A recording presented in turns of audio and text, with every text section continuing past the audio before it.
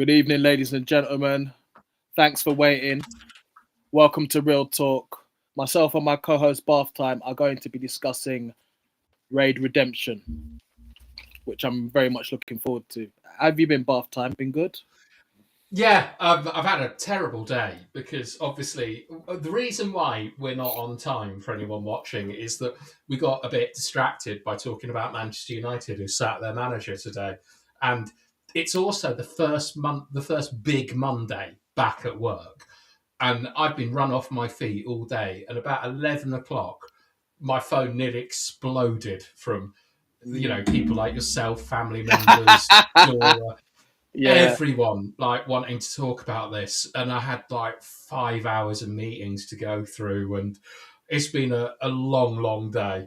But I've got, but we got the raid to discuss, which I have actually watched now. I mean, I'm very interested to kind of find out what you thought about it. I think you'll be happy with my thoughts on it. Okay. Not ecstatic, but happy. Okay. To be fair, as long as you was entertained watching it, that's all I'm thinking about. Because I found it. I watched it back in 2011 when it came out. I just found it thoroughly entertaining from start to finish. Yeah, I think I've actually cheated because I know that you and blah. Let's not talk about Manchester United now. Yes, we might do a space later, Bilal, on United, but I'm already sick of talking about all that stuff. So I actually cheated and I went and looked something up, which was: have you ever seen Judge Dredd with Carl Urban? I tried to watch Judge Dredd when I was younger. I couldn't get into it. But Is that the Sylvester Stallone one though? Yeah. Okay, there's another one. Have you seen the other one? No. It's basically identical to the Raid. Okay. And they both came out at the same time, but aren't influenced by each other. And I was really, really surprised. Good evening, Richard. Evening, Rich. Happy New Year to you. I hope you're doing well, my friend. But yeah, I enjoyed the Raid, but you won't like this take that I have on it. Okay. But I'll do the take later. But it is. I'll tell you. All right. So the first thing I tell you that I loved about it is I hate fast cuts in action films. Okay. And it's absolutely beautiful to see long takes with fighting. Do you know what I mean? Where it's not chop, chop, chop, chop, and it's hiding the. It's like you got a Hollywood actor like Liam Neeson or someone who can't like fight, so he can do like one move and then they sort of cut. Or Marvel films do similar stuff, but in this, the action is fantastic. It is, yeah. I didn't think the gun stuff was very good, to be honest. So I was really, really pleased when that like instantly got dropped and it went to martial arts. Yeah. Well, I think they were quite. I think with the gun stuff, I think it was they were quite limited with regards to the budget. But yeah, the gun stuff. Yeah, I understand what you mean. Wasn't like. Yeah, well, it's just like I know you haven't seen The Rock, and we'll put The Rock on at one point. But there's a scene in it which is very, very similar to The Rock, and it happens in almost exactly the same point in the film, where basically they wipe 90% of the goodies out. And so I think the use of guns is absolutely fine for that. The only problem that you sort of have, and this is something that all martial art films will have, in a world where guns exist, it's quite difficult to make things, like realistic. And I think that the Raid does a really, really good job of that I don't know, like you told me that one of these guys was a postman or something before this film. I am absolutely stunned at the sort of like the ability of all these old, like so much of the cast look like they're in their 50s and and stuff like that. And then they pull out all this crazy shit at mega speed. Well, a lot of guys, yeah. Well, a lot of these really guys, impressive. a lot of these guys had like regular jobs, and a lot of them came in as stuntmen. But one thing you get by watching it is that a lot of these guys, you know, they're not doing it for the money. They're doing a film because they enjoy Love of the game. Yeah, they're loving it. Yeah, and that's what I loved about watching it. You could tell that. Well, I was like, what struck me? Yes, it's a Welsh. This surprised me as well when you Yeah, said that the director's called Gareth Evans. I was yeah, like, what? Gareth Hugh Evans, brilliant director. Martial arts fan. Yeah, well, evidently. Yeah.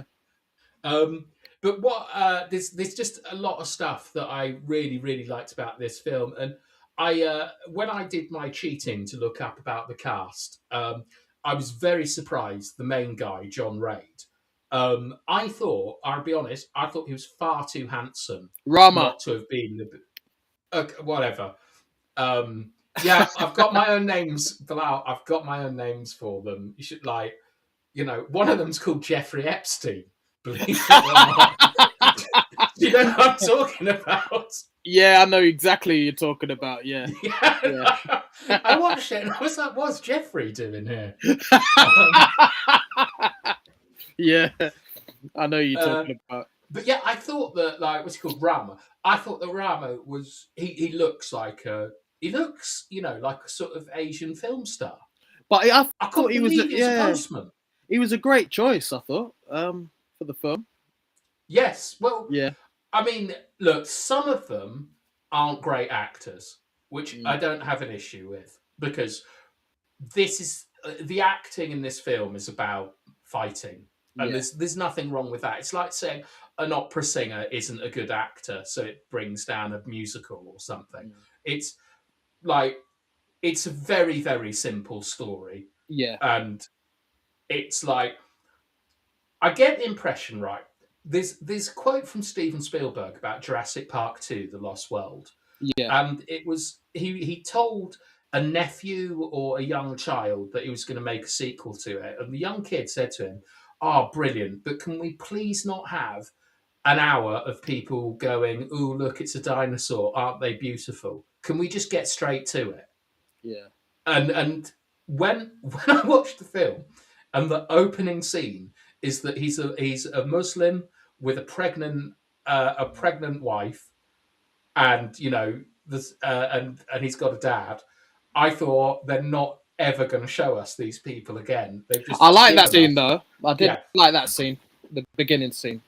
Yeah, well, all it is all they're trying to do is like make you like him, like get a kind of connection, going, like that, because you're either a father or a boyfriend or a child. You fit into one of those three things, regardless of who you are. So there's something that you can identify with in your own life, and it, it's very similar to, something a bit like the Odyssey, I guess, where Odysseus is trying to get home to Penelope and Telemachus. Like there's something there that they want to get home to.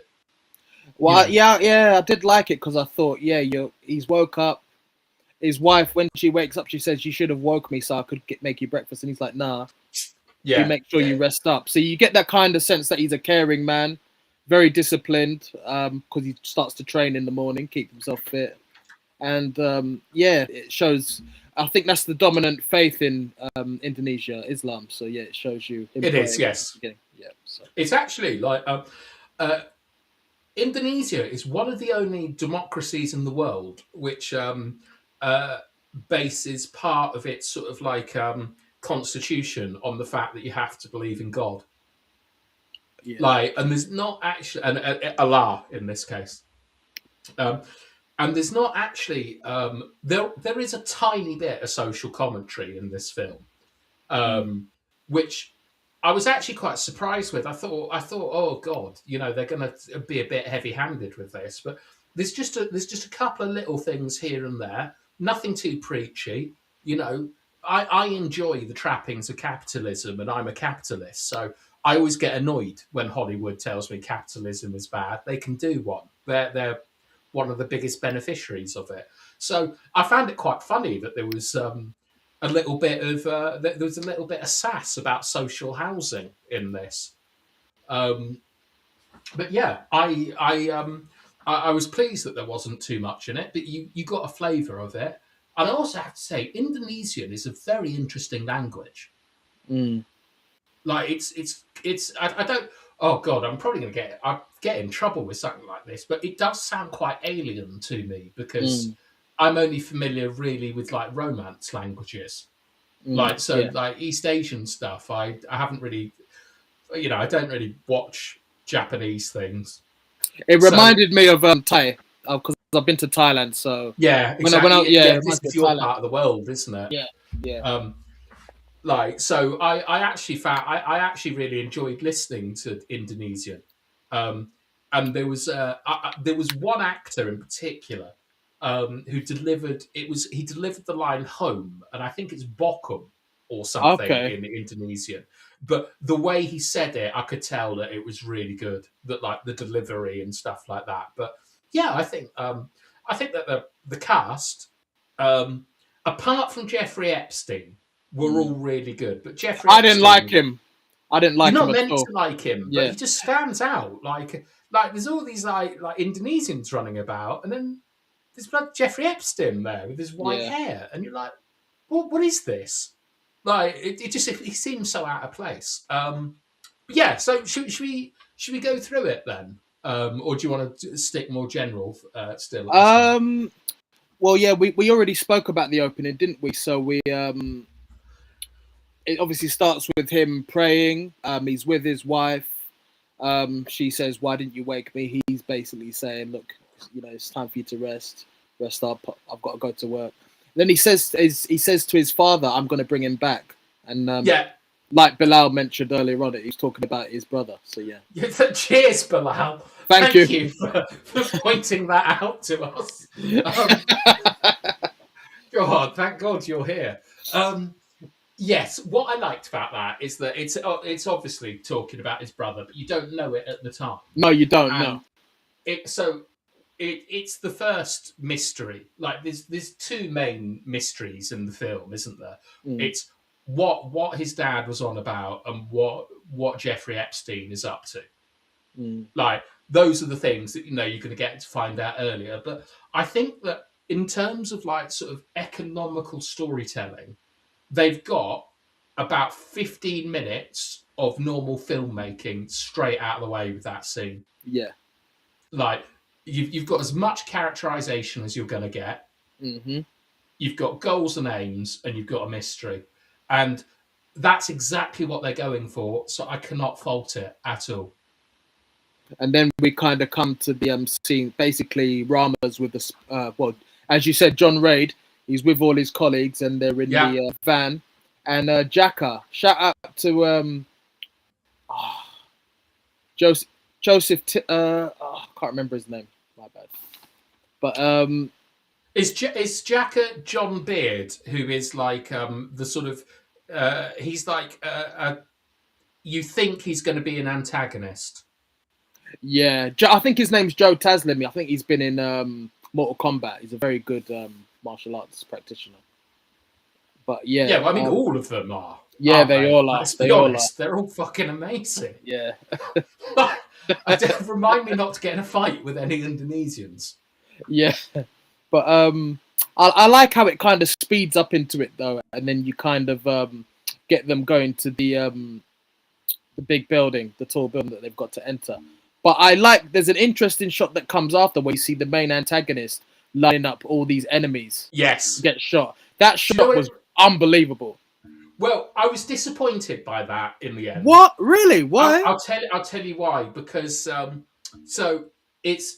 this reminds me. What this film reminds me a lot of is of a computer game, where the cutscenes that tell the story are as short as they can possibly be to get you into the gameplay or the action, right?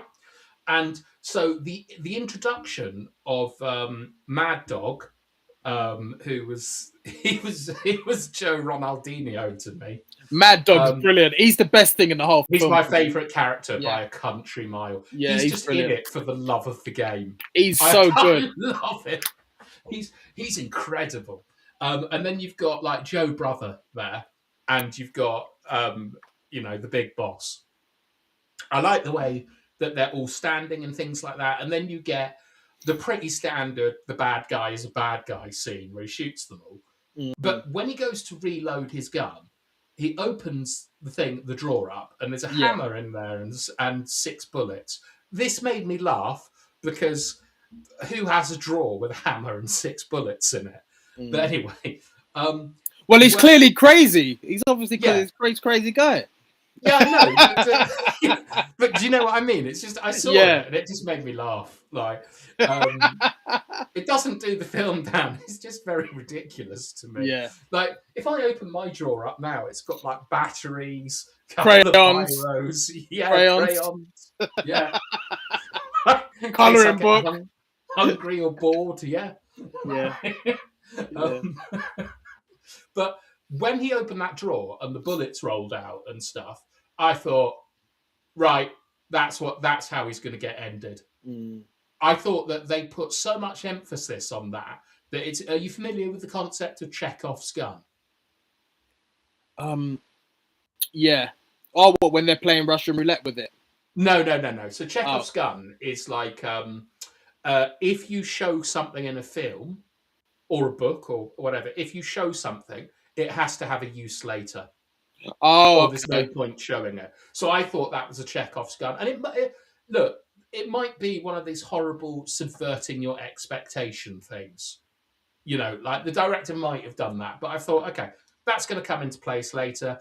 I like the fact that he left the gun on the guy's shoulder. I like the fact he beat him to death with a hammer. I think that once again, the first 3 scenes, you've got John Reid, introduce him. Then you've got the party, you know, like then you've got all the guys in the van, and it's very funny because it's just John exposition here. He just tells you what you need to know. Yeah, you know, we've tried to get him before. There's there's loads of drug dealers and addicts and criminals that live in there. We can't do it. No one get in. He controls it all. We've got to get him out. Like, it's not going to be fun, but we'll get it done. Like, so it's just, that is literally just the setup. And they've done it in like 3, they've done all of that in 5 minutes. And not a sanctioned operation. Do you know what I mean? No backup. Yeah, everything. They've got it all done in 5 minutes. And I respect that because this film isn't made for me. I don't know if it's made for Bilal, but it's definitely made for Yabbas and Tyrones, right? It's made for martial art fans, and you don't want like themes and metaphors and motifs. You want to get to the fighting. And so I really respect what they've done with it. And then you've got to introduce a bad guy in a cool way. And I think they've ticked the box on that. Yeah, so I think so as well. For genre cinema, which is what this is, like absolute, straight down the line, no problems. I think it's all great so far. But I think another thing, crucially, what it does, it kind of gives you a sense of what's to come, because obviously it's quite brutal, quite shocking scene, isn't it, at the beginning? And it kind of lets... Not really, because he doesn't really do anything in the film, the main bad guy. No, he doesn't do anything, but...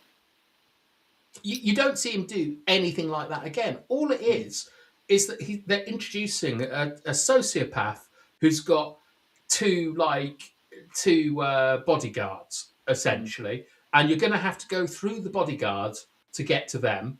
And I think what's quite cool about it is that normally you would get like Mad Dog, like doing crazy stuff, and you'd establish him as the big threat, and yet he comes out of nowhere as one of the greatest ninjas I've ever seen. But I don't know what the fighting style is.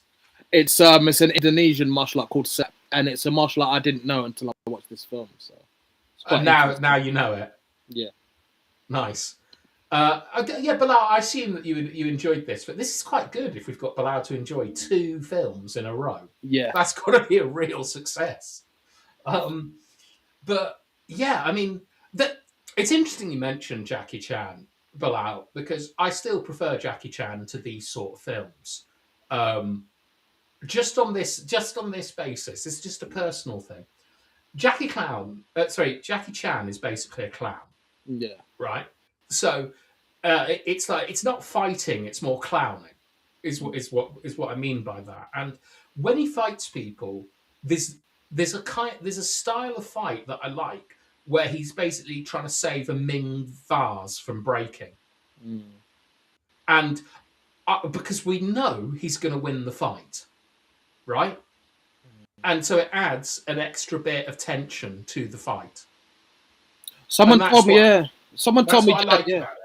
Someone told me Jackie Chan's actually a lot more classically trained than your average martial artist as well, because I know that he studied dance. So. Yeah, well, I think Jackie Chan is an actual fighter, and people like Bruce Lee weren't actual fighters. Like I think Jackie Chan is like the real deal.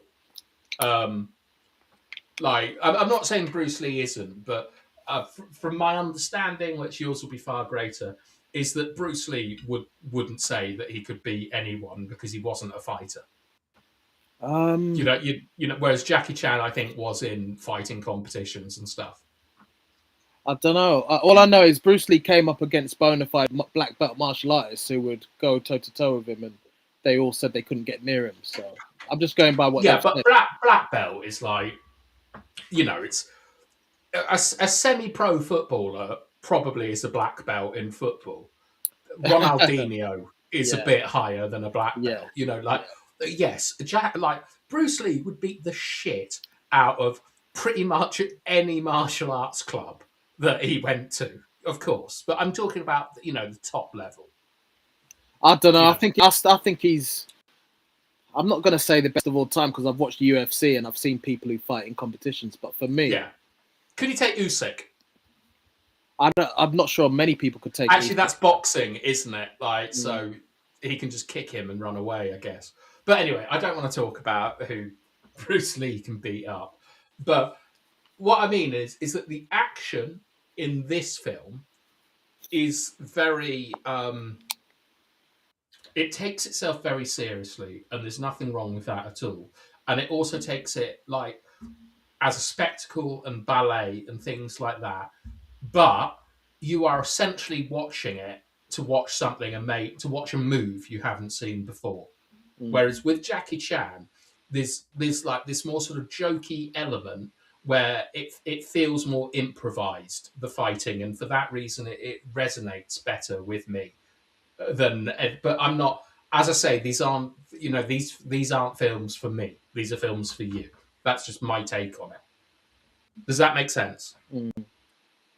I did. I don't know if you noticed though, because I know we're going back to it again. But when you come to that scene with the shooting and stuff where he lines them all up, I didn't probably notice it at the time, but I've rewatched it since, and with the blood and stuff, you do kind of see it come up on screen and disappear quite quickly. So I think a lot of that might have been SFX rather than just stage blood.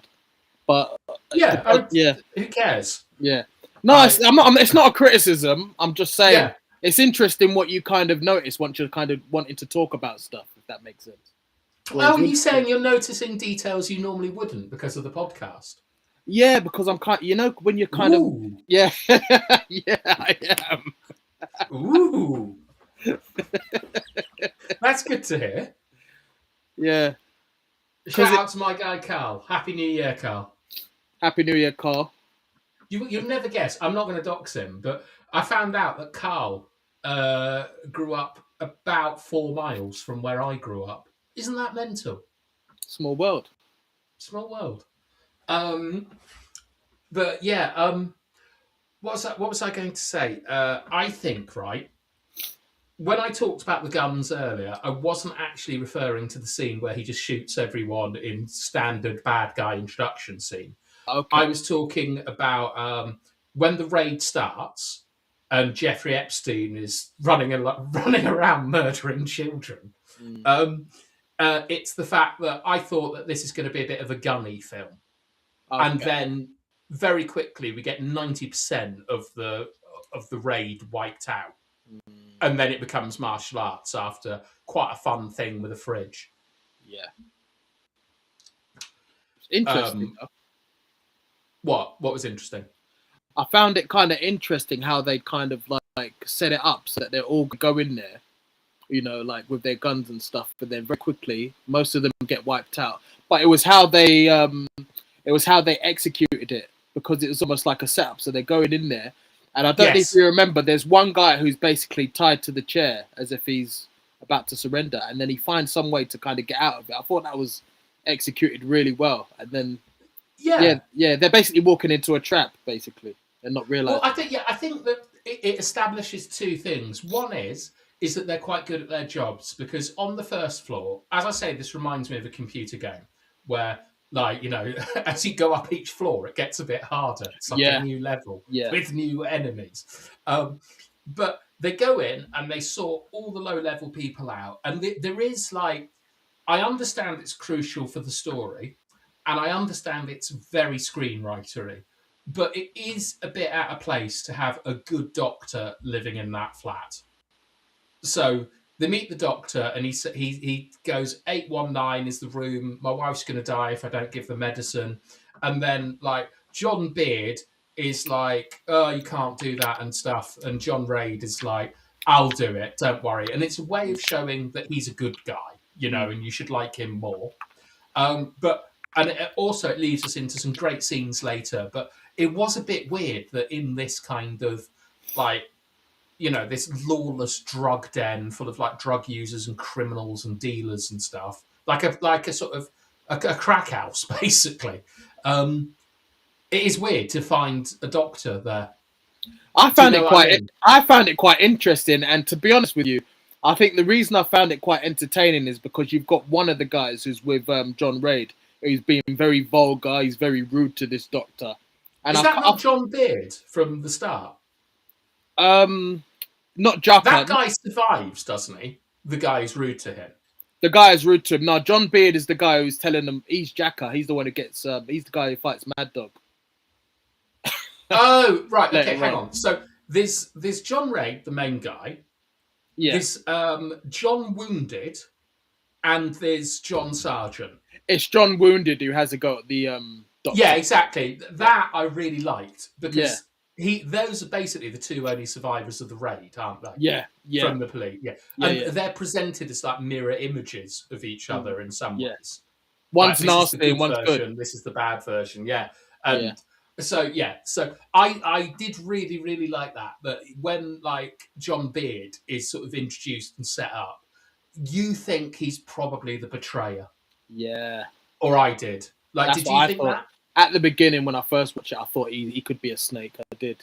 Yeah, like Bilal and Carl and Rich. Like, if you've seen this, like, did you think that John Beard was likely to be Epiphytes, which is the betrayer of the Spartans at the Battle of the 300?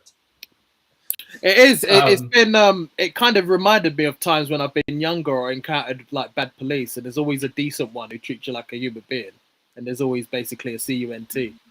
If we were police, would you be the good cop? Yeah, I think you'd be bad cop. Oh yes, I would be the rules cop. I don't make the rules. Yeah. Yeah. I like to think I'd be like the jolly village policeman or something, but I wouldn't. Like, I'd be right into authoritarianism, I think. I think that it depends, though, because if you was a cop in the area that you grew up in, it's a nice neighbourhood, you'd be good. You'd be fine. Yeah. Like, the police were really good where we grew up with. I remember, like, when I went back to see one of my cousins, I had a tax sticker in my car that must have been about 6 years out of date. Okay. And a policeman saw it, laughed at it, and said, "You have to change that you have to get that changed in the next couple of days." And that's like, yes, okay, thank you, officer. I've definitely met a lot more decent police than bad ones. So I'll be honest, it's only been a few bad ones in my time. I've met some really bad ones, but not in this country. I mean, I'm talking ones that, like, have tried to rob me and stuff. Wow. Yeah, like Panama in particular. Wow. Like, a policeman tried to rob me there. Unbelievable. Like Brazil, I remember seeing a Brazilian policeman driving on his motorcycle with his shopping hanging off the motorcycle bars, and then he stopped us and tried to fine us for something, basically to pay for his shopping, and just told him to do one. Wasn't having that, but yeah, like there's like in Latin America, there's a lot of policemen that are on the take non-stop, and I like to think we don't have that in this country, but we probably do. But it's probably like at the top and not at street level. Yeah. Which I can deal with. I'm okay with that, to be honest. Corruption's going to happen everywhere. But yeah, so yeah, lads, did anyone else think that John Beard? Because also, I believe if you have a beard in a comic book, it normally means you're going to be a villain. Is that true? I don't know, I've never known that to be true. Someone told me that, like, in Iron Man, there's a guy who's is it John Hurt plays the villain? I'll be honest with you, Iron Man, I've never been a fan, even as a kid with the comics. Well, I'm going to say, I know that I'm fairly sure that one of the fights in this inspired a fight in one of the Avengers films. Okay. It's the one where Captain America fights Iron Man with his friend who's been hypnotized. Okay. Is it the Winter Soldier? Is that his name? Could be. This is the thing. I watch Marvel and stuff, but I never remember them. Do you know what I mean? It's like I'll watch it, enjoy it, and then forget it. But I've seen them all because Sarah used to love them, so I have to go and watch them. But I just, I don't really pay too much attention to them. But there's definitely one where the Winter Soldier and Captain America have a 2-on-1 versus Iron Man, and there is a lot similar when the brothers fight Mad Dog. Like it seems, because I think that when you look at stuff like John Wick, this has all come from the Raid. Yeah. Like there are like Netflix has this thing which is almost like a sort of parody of itself now, called The Corridor. The Corridor. The Corridor fight. Okay. And you know when they fight the Machete Gang? Yeah, that was that's crazy the best scene. one. That's the best one for me. Yeah. Well, actually, when Mad Dog fights John Sargent is probably my favourite, because that's the best one for me, because the execution was crazy. Well, it was just like, it's this old bloke who's all sort of dirty and grimy. He looks like a dirty wizard, basically. He's brilliant. And then, wow, the control, the speed. Yeah. Like, I don't, I like top level sport. So I understand, like, the control and the physicality and the balance that you need for stuff. And I couldn't believe this guy looked like, forgive me, he's probably a lot younger than I think, but I thought he was in his 50s in this film. Like, was unreal. I think he was in his 40s. Right, fair enough. Yeah, fair enough. But I mean, like, that was unreal to me, that scene. It was brilliant. It was a brilliant scene. He was so good, right, in this first film, that when they made the sequel, they ended up bringing him back as another character, just because of how good he was in this first one. Well, even though I don't think that this is a perfect film, and I think it's got a lot of flaws, one way of saying its impact on me is I think I'm very likely to watch the sequel this week. Really? Yeah, I think so. I mean, I've actually gone back and watched a few of the films that we've watched again. Like, okay. I went back and watched Moon Man. Like, but okay. I love Moon Man. And I went back and I rewatched some parts from The Thing and The Usual Suspects. I've watched The Thing again. I watched The Thing again. Yeah. Did you enjoy it more? I did, because I went to visit my mum and my brothers were there, and my mum had never seen The Thing. And my brother was the one who chose it, and I was shocked, because I was like, wow, you're putting on The Thing, you've seen it? And he was like, yeah. He's seen just as many films as I have, but he was like, yeah, I'll put this on. He thinks it's good as well. Everyone loves The Thing. Yeah, brilliant film. I think, was it, Bilal, did you like The Thing? I can't, forgive me, I can't remember. Like, because there's been a couple of films that you were, I wouldn't say you hated, but you were underwhelmed by. But The Thing is like, that's a stone cold classic. The Thing to most people. But I mean, I'll be honest. I'm going to, but I haven't watched Seven Samurai again. Haven't you? I'll watch it again. Oh yeah, I'll definitely watch it again because I'm so disappointed you didn't love it as much as me, just on the basis that I wanted to do an Akira Kurosawa section because there's a couple that I haven't seen from him that I would like to see. No, but I think I know might not do it, but I'd actually do another show on Seven Samurai again because I think the site that I shouldn't say it, but where I watched it, the subtitles weren't in sync properly, so it probably ruined it for me. I'll tell you what. Before, remind me, like send me a message at some point, and I'll give you the thing that I use for a week. Like, actually, I'll just tell everyone I use something called Real de Brid. It's completely legal. It costs me about 30 quid a year, and it gives you everything that you want in the highest quality. And look it up on YouTube or whatever. I know people don't like paying for stuff when you can get it for free, but if you've got a decent TV or a decent sound system or something, like definitely give it a go. And I'm going to give Tyrone a code for a week's free use next week, if I remember. I'll be honest with you, I'm happy to pay. If it's only £30 a year, I'm happy to pay that. I think that's value. For me. Yeah, no, it's really, really good, and you can get it on your phone and everything. Like like the only thing you can't do is like share it with people, or they'll ban you. Oh, fair enough. But really good. You watch Seven Samurai again, Bilal? Yeah, I'd really like to watch it again because it's quality. And in this film, I saw some echoes from Seven Samurai, like with the machete scene. Like, the machete gang, I mean.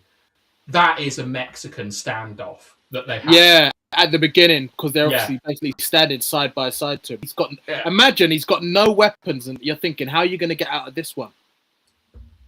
Well, there is, like... I'm not shitting on the film, but in martial arts in particular, there is a kind of problem about being attacked one at a time. And I think this film does a relatively good job of solving it, where they make it really quick, don't they? How quickly he takes people out, and he strikes from different angles, and there's quite a lot of sort of kicking someone when he gets held and things. Yeah. But it's like you're always going to have that. You're always going to have that problem in martial art films. I think I enjoyed this film more, and not many people. Like a lot of people were surprised with me, but I enjoyed this more than Enter the Dragon. Yeah, well, me too. Yeah, like Enter the Dragon's classic, but do you know what I mean? Like, what I will say though is Enter the Dragon has a far better story and far better characters than this film. I agree.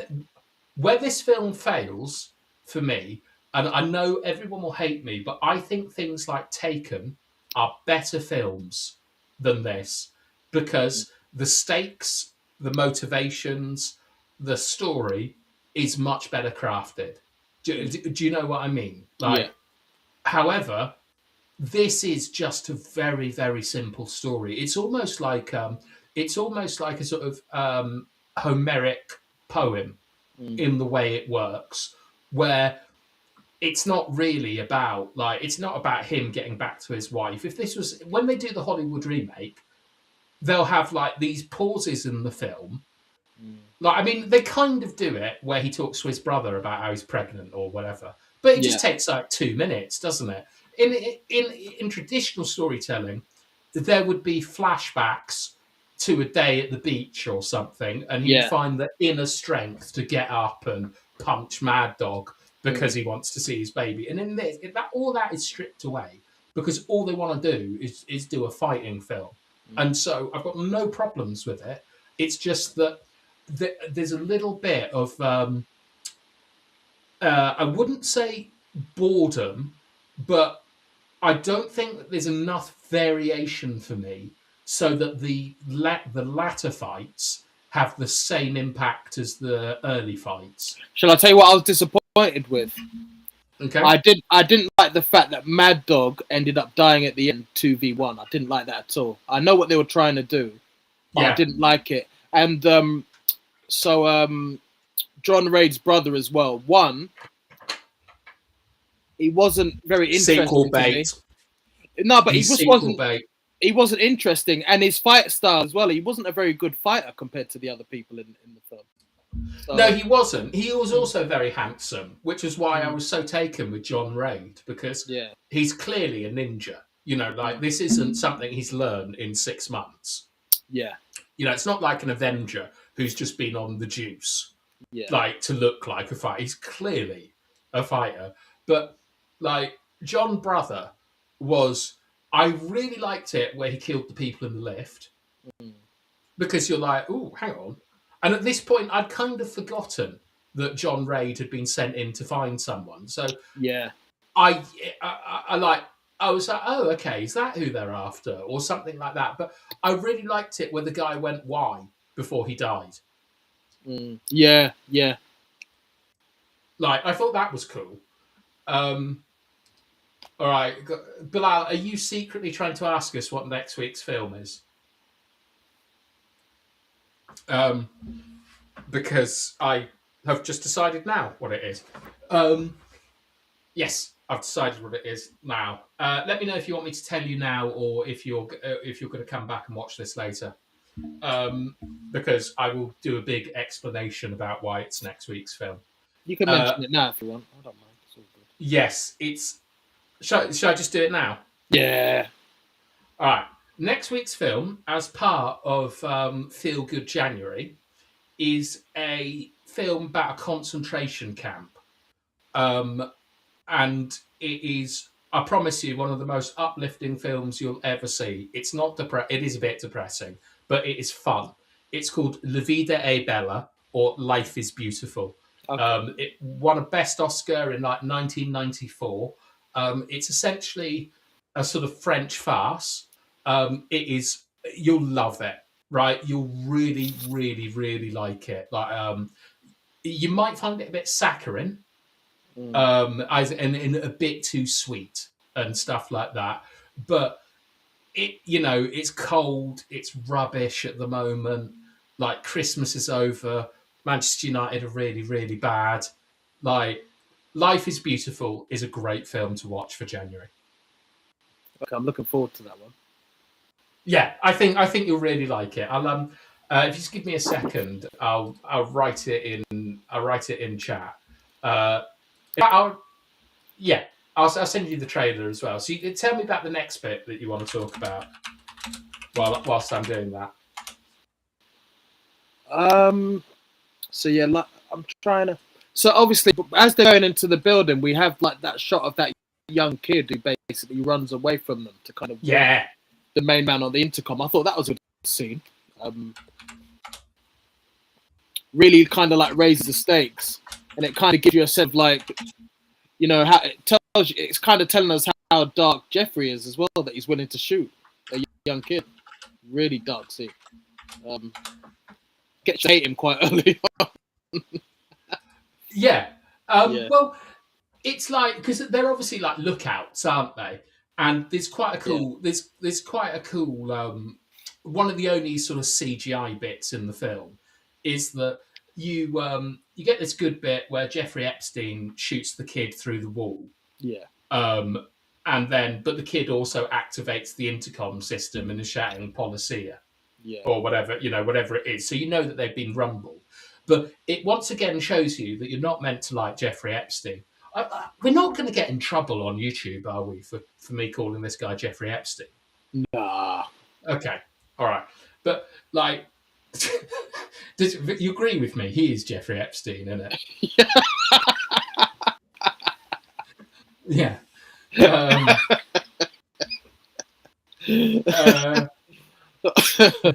Jesus Christ. But you know that Jeffrey Epstein is a bad one when he's done that, and you also know there's a mystery around Jeffrey Epstein, which I've got to say I didn't find a particularly satisfying resolution to in the film. Like, but yeah, like you've got up until the intercom, you've got them like acting as a unit, acting as a team. You've got a decent bit of characterization. What you don't really what they try to do, but I don't think they get right, is film geography. So, do you remember how we talked about it in The Seven Samurai? You kind of knew where everything was. Yeah. In this, it's very difficult to know what floor they're on and all this sort of stuff a lot of the time, how close they are to the top and these things. And it's so chaotic. It's chaotic. Yeah. It's just film full of chaos. But they tried to do a little bit of that, where they had some nice shots of them. It said like 15, and it said like 1, and then 2, and then 4, and then 5, as they're clearing out the levels. But then they all basically 99% of them get wiped out. There's a very interesting shot as well where you get these 2 snipers who are positioned behind the shutters, and they're looking to target all the SWAT team that are outside on the exterior of the building. I did like that scene. I thought that was quite cool. Yeah, but it's so remind me, because I only watched this film like 24 hours ago. Sorry. How do they all get shot at from an elevated position? And there's this really weird bit, right, where someone shoots a shotgun and it illuminates like 4 people on the stairs, and it looks quite cool. But I didn't know if that was just a sort of filmmaking flourish, or if that was like, did that guy make a mistake and that's how everyone ended up getting killed? I don't think so. Do you know what I'm talking about? Yeah. No, you'd have to just. What are you talking about? The gunshot bit at the beginning? No. So after they've shot the kid and things, all these like the hood rats or whatever you call them, like the Indonesians. Yeah. They come out with automatic weapons, shoot from an elevated position. Everyone gets done over. Before that happens, when the raid team is on the stairs, they know something's going wrong, and one of them shoots a shotgun or something, and from the muzzle flash of the shotgun, you see the silhouettes of 4 or 5 people that are hiding in the darkness to get them. Okay. Yes or no? Yeah, I think I know what you're talking about. Right. What is that? Just do you think that's just a bit of flair, like because it's a cool way of introducing people, or what was that meant to be a mistake from the officer? Because I was unclear on that. I'm not too sure. Okay, yeah, I'm not 100% sure because I'm trying to kind of picture the shot that you're.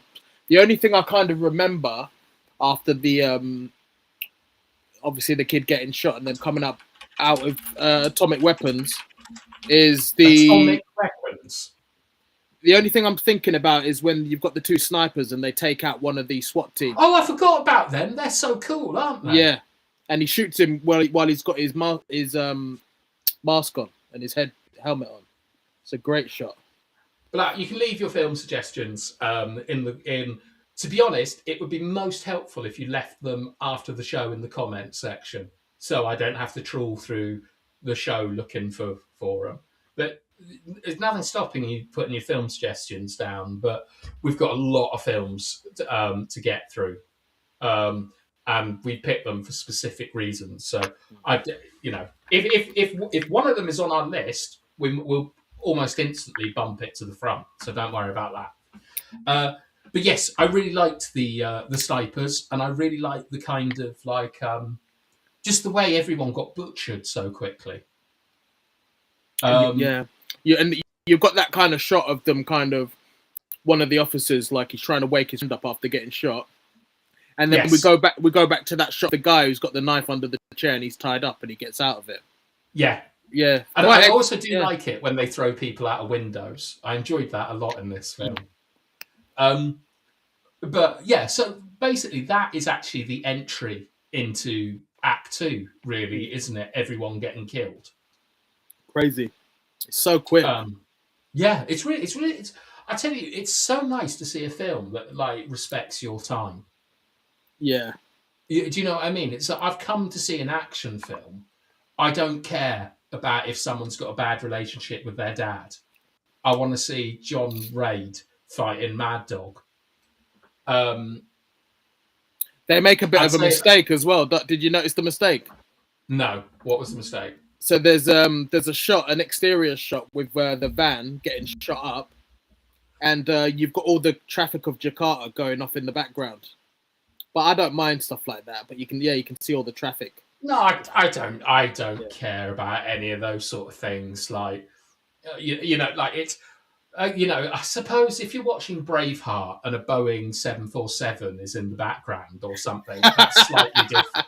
Yeah. I believe that actually happened in Braveheart. They had to reshoot a battle scene. I think they might have had to reshoot a battle scene because a plane went over that, like, probably someone in a light aircraft or, you know, whatever. But apparently, I think quite a lot of money had to be spent on reshooting something just outside of Fort William. But yeah, none of that really bothers me. What I do find interesting though is that when after they've all been shot and stuff, and he's done. It reminded me a little bit of the Warriors in the way that he puts the call to arms out to everyone there. Yeah. Do you know? Like That's the a very radio good show. point. That's a very good point. It might have been inspired by that. You know, you don't It's know. got to be, surely, isn't it? I think so. Surely, has to be. Yeah. So, because I like that because that's the first bit of social commentary, and I'm going to guess that because Indonesia is more of a sort of social democracy, that this is about it's about public housing. This film. Good. Yeah. Maybe. Good point. Yeah, or it might be about capitalism. It's going to be about one or the other, isn't it? But he says, right, you get to live here for free if you kill them. Imagine that.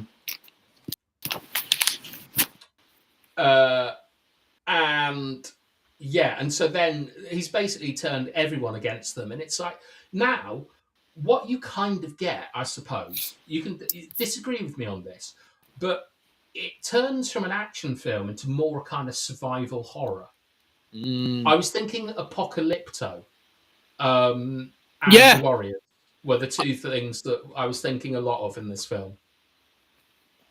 Yeah, because there's with Rama and Jaguar Paw, the two protagonists in both films, they've got similarities. You know, they've both got a goal. They both have to get back home to their.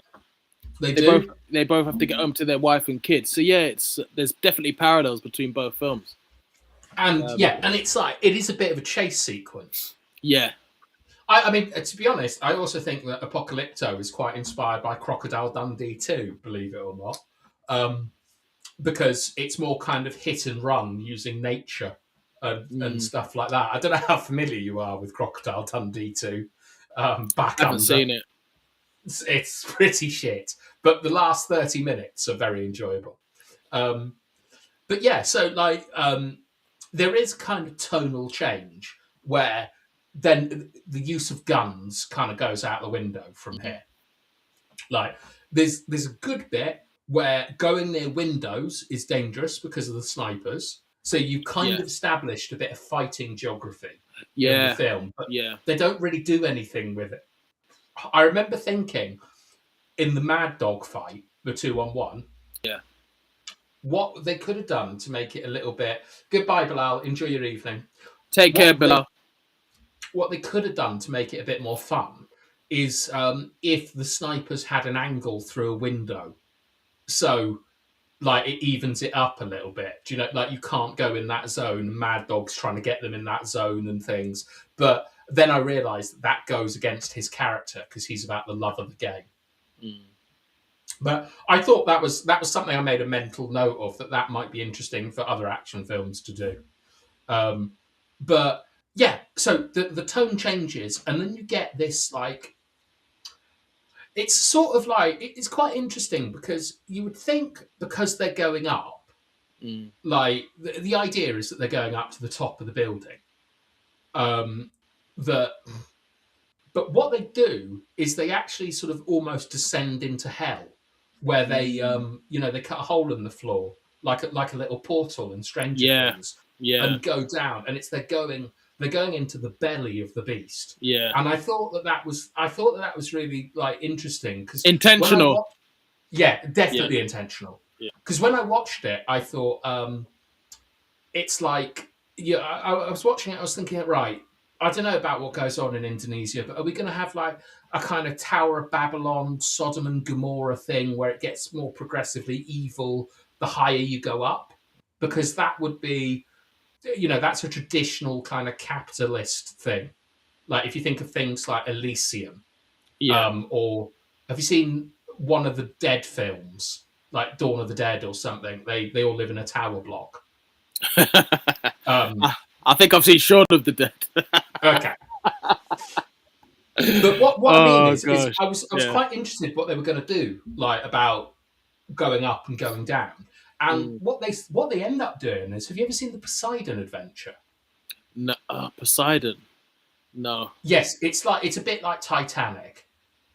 It's one of those 70s disaster films where they have to sort of go up or go down a thing that's on fire, and people die and stuff. They're good films. They're like, I might actually pop one on the list. Like the Poseidon Adventure is surprisingly enjoyable. It's about people trying to survive a crashed cruise ship.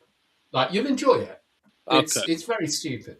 But the point being is, I really like it that they drop down into the belly of the beast and hell and things. And I also really like the fact that, a bit like Apocalypto, they set up this situation which you can't survive in, and then they give someone an injury and they make it even harder. Yeah. And like, John Reid is such a boss for getting the worst character in the film. Like the person that you should dislike the most at this point. Saving him, but he saves him. Like, yeah. Exactly. It's such a good thing, isn't it? And he's got that knife wound and things, and like even the stuff like when they're in the doctor's office and the stuff with the machete through the wall. Now, when I watched that, I thought, would that actually hurt that much? That's a great scene though, because it cuts his hand. It's fantastic. Yeah. Well, what annoyed me about it though, Tyrone, is that I was thinking, is at some point he can look at his knife, see blood on it, and realise that's what I was thinking. Someone. Yeah. And I kind of wish they'd done something with that, because because what I couldn't work out is if he gripped the knife to get the blood off it, so that there was no evidence that he was there.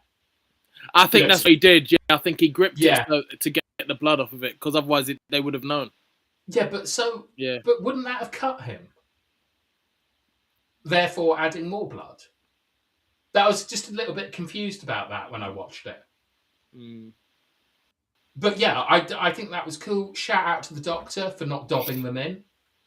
But before that scene even happens, though, you get a sense of this crazy guy with the machete. You literally see him like chopping up some of the guys in the corridor. Yeah.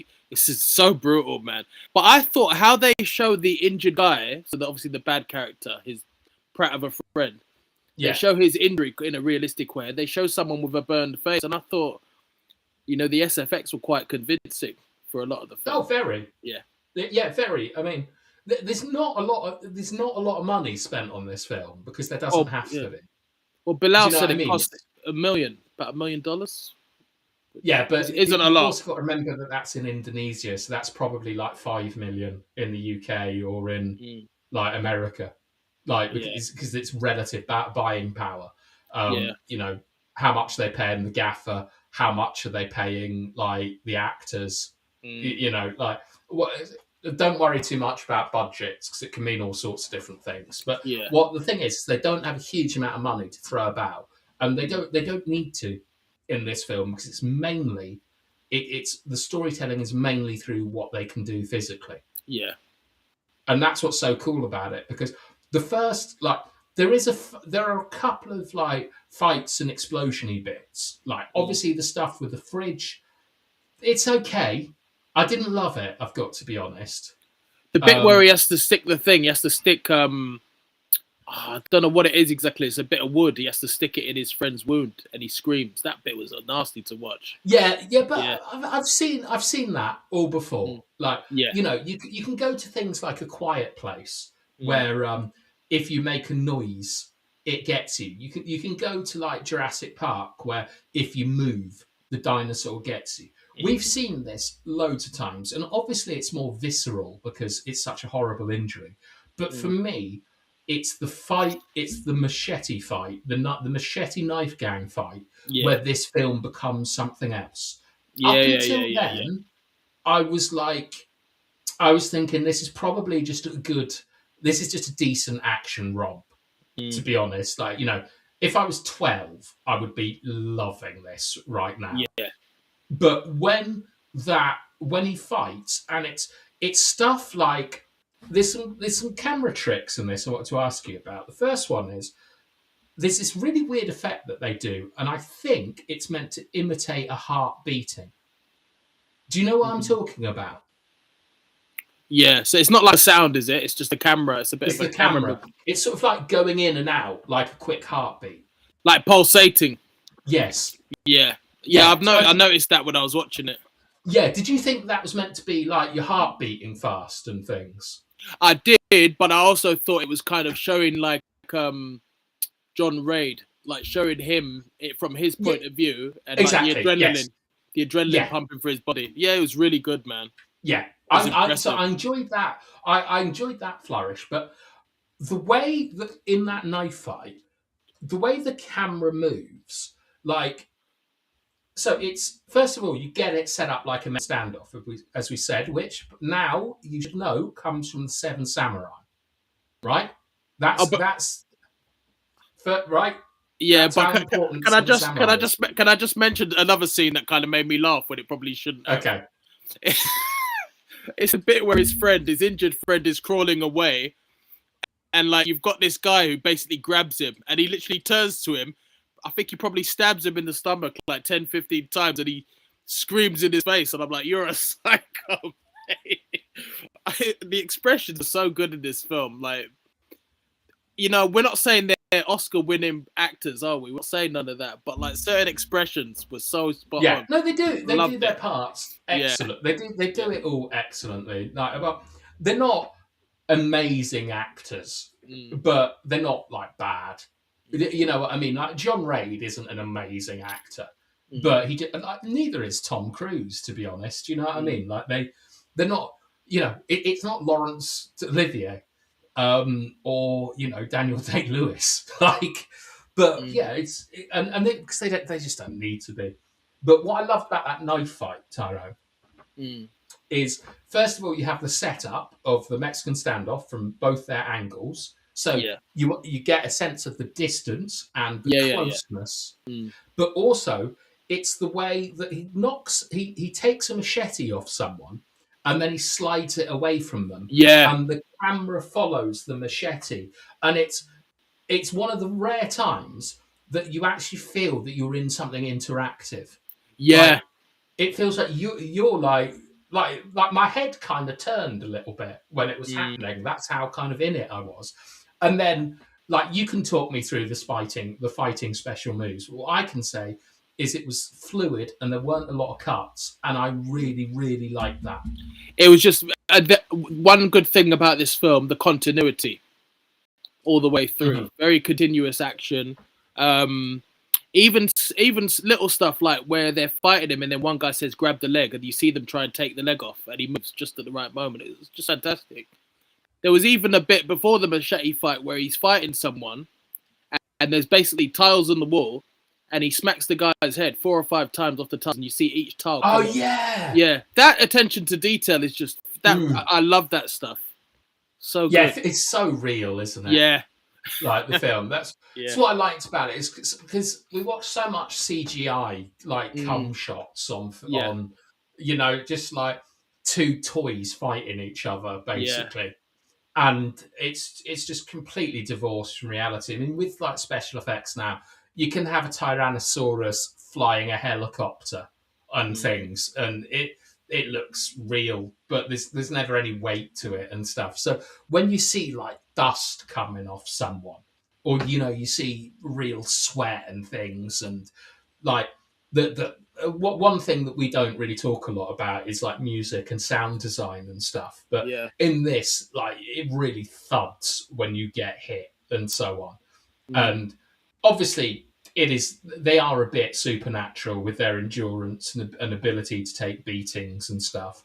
And the only criticism I would really have of the fights is that there isn't like a sort of moment where the fight. What they do is someone's on top, and then someone isn't, and then someone is, and then the fight ends. Yeah. Like there's an ebb and a flow, but there's never a moment where you feel it like it's a bit of what I mean is it's a bit of a surprise when someone dies or gets defeated. Yeah. Like, do you understand what I mean? There's no sort of like it's not like telegraphed, I suppose, that this move is going to do them. They just like flop to the floor. Like, and this in particular, this is with Mad Dog and other scenes. Like, it just ends. Like, oh, okay, and that's probably very realistic. You know, if you like boxing, it's not like the knockout is obvious. Sometimes it just happens. You get caught coming in. I think there was one bit during the machete fight where he's fighting one of the young guys, and then he pulls him towards him to a broken door, and you see the door, bottom of the door. Oh, in his God, throat. he puts him on the door. Yeah, it's that's a great scene. Yeah, it's good, isn't it? I like this is actually what I probably should have said about Jackie Chan is with Jackie Chan, I like his environmental fighting as well. Yeah, how he uses the environment around him, and there is obviously some of it in this film. Like there's a bit where someone runs up a wall, like you know, like he's in a chokehold and he's getting shoved towards the wall, and he just runs up it and does a backflip. And like, yeah. But there's like, but with Jackie Chan, who used the environment a lot more, and there's not a lot of that in this because it feels, in some ways, it's a bit of a sort of showcase for this martial art style and for the actors. So no problem with it. This is why I'm very interested to see what they did with a bit more money in the sequels. I was laughing at the guy with the dreadlocks as well. I was like, blood. Yeah. He's a nutter, you know. Yeah. Like they did. What's so crazy though is that they're not like reusing a lot of the same stuntmen in face shots. You know, there's like 20 different like sort of, you know, goons as it were, and they do not look like they're martial artists to me. Do you know what I mean? So when they start putting this stuff off, you're like, yo, this is quality. Carl has said Judge Dredd always felt heavily influenced by The Raid. Carl, you are so correct that I went and actually looked this up, and Judge Dredd was in production and written before The Raid. It's just a coincidence, which is absolutely incredible to me because it's almost exactly the same plot. It's exactly the same setting, and it has very similar set pieces in it. It's really strange, like how well the films tie up. And Judge Dredd 2012 is a really good film as well. If you want a crap B movie that's enjoyable to watch if you're hungover or something, I'd really recommend Judge Dredd. I'll watch it just to see. Yeah, not the I like the Sylvester Stallone one, but it's not that one.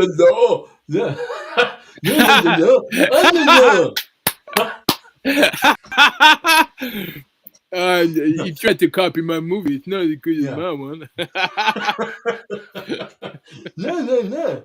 I love Sylvester Stallone. Yeah. But it's. I like the Sylvester Stallone one, but the Judge Dredd one is really, really cool. And also, I'm not into comic books and stuff like that, but I do like the British film industry doing well. And Judge Dredd is a British like property. Like Judge Dredd is British. So I'm fed up of watching Americans slop. Like Tyrone will tell you, I was so annoyed against Leeds on Sunday because it was an American that scored against us. It made it even worse. But yeah, I think that you should support the British film industry and watch. Yeah, Judge Dredd's a good film, isn't it, Rich? But it doesn't have no, which I like a lot. It's crazy. Yeah, but the machete fight, amazing. I like the shot where he's with some other guy that he's fighting, and they fall out of the window and fall onto the. That's crazy. But I'm looking at it thinking, how do you execute stuff like that? It's incredible, isn't it? Like, it's nuts. Yeah, I don't know. But the other thing is that they kind of do it believably, and I know it's Yeah. probably a cliche now because it's like falling out of a plane and you kind of go through the branches, or I think in one of the Rush Hour films, like Chris Tucker might like go through loads of bamboo when he falls out of a building or something, and here they're going off like air conditioners or air vents or something, but it really feels real. It feels much more realistic, this one and stuff. And as I said, I do really like it when they throw people out the window in this film. It's very rare to see defenestration in a film these days. What did you think of the shot where one of the bad guys, he basically falls off the what happens? He basically falls on the banister, breaks his back on it. Oh yes, Yeah. I know what you're talking about. Yeah, Yeah. I did like that because this is kind of where I think the film has a bit of a fault, is that you've got everything. This is going to sound so stupid, but bear with me. There's a film I really like called Blade 2. I know, but I really, really like it.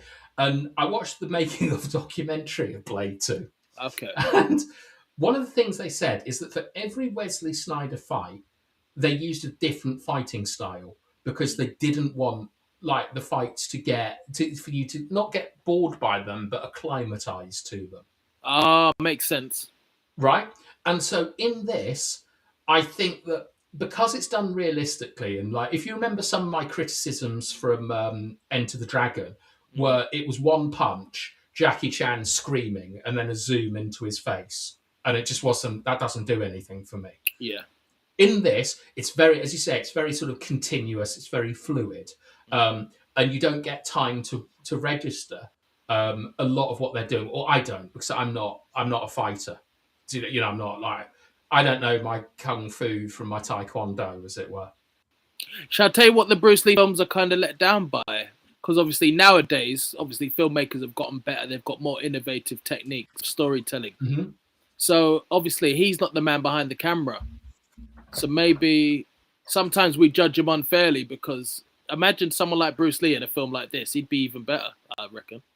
Yeah, of course. Yeah. But we But obviously, yeah, we can't imagine it. We can imagine it, but we're just comparing reality rather than our imaginations.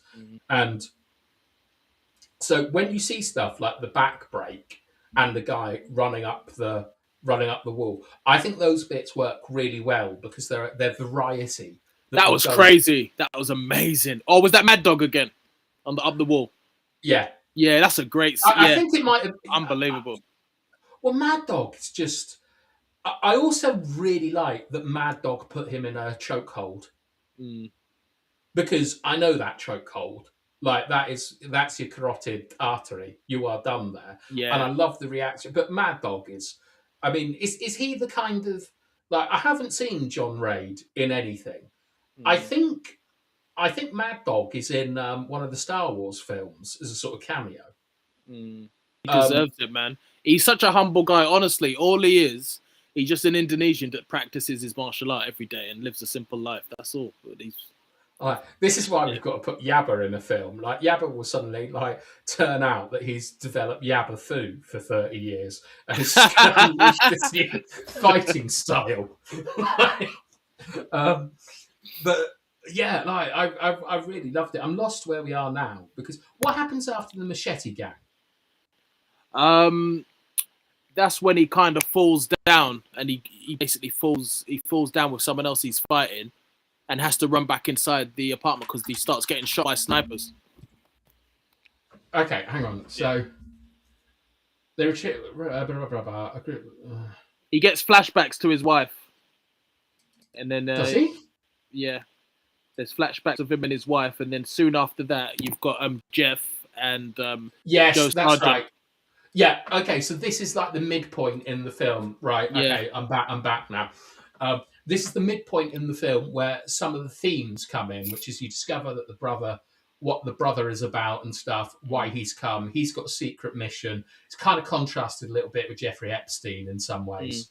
Well, Joe, Yeah, Joe Sargent is having a go at Jeff because he's like, you've brought us into this plan. What have you done? Do you know what I mean? He kind of realizes they've been betrayed. Yeah, and so you get a bit of fleshing out of the story, and all the story is just a skeleton to really hang the fighting on in this film. Which, as I say, I don't mind at all. But for something to be a great film, it's got to have more to it. Which I think is probably why things like Enter the Dragon might age better than The Raid, because The Raid basically sets a new standard for action cinematography. Yeah, it doesn't set a new standard for storytelling. Do you know? Do you know what I mean? I can see elements of The Raid being incredibly influential. I've seen it in John Wick. I've seen it in Avengers. It's like I can imagine that when this film came out, half of Hollywood were watching it with their mouths open. Yeah, 100%. I know I was. Yeah, me and you. I was as well at some point. As I say, it is really saved by Mad Dog for me, the second act. I believe so. The third act, sorry. Yeah.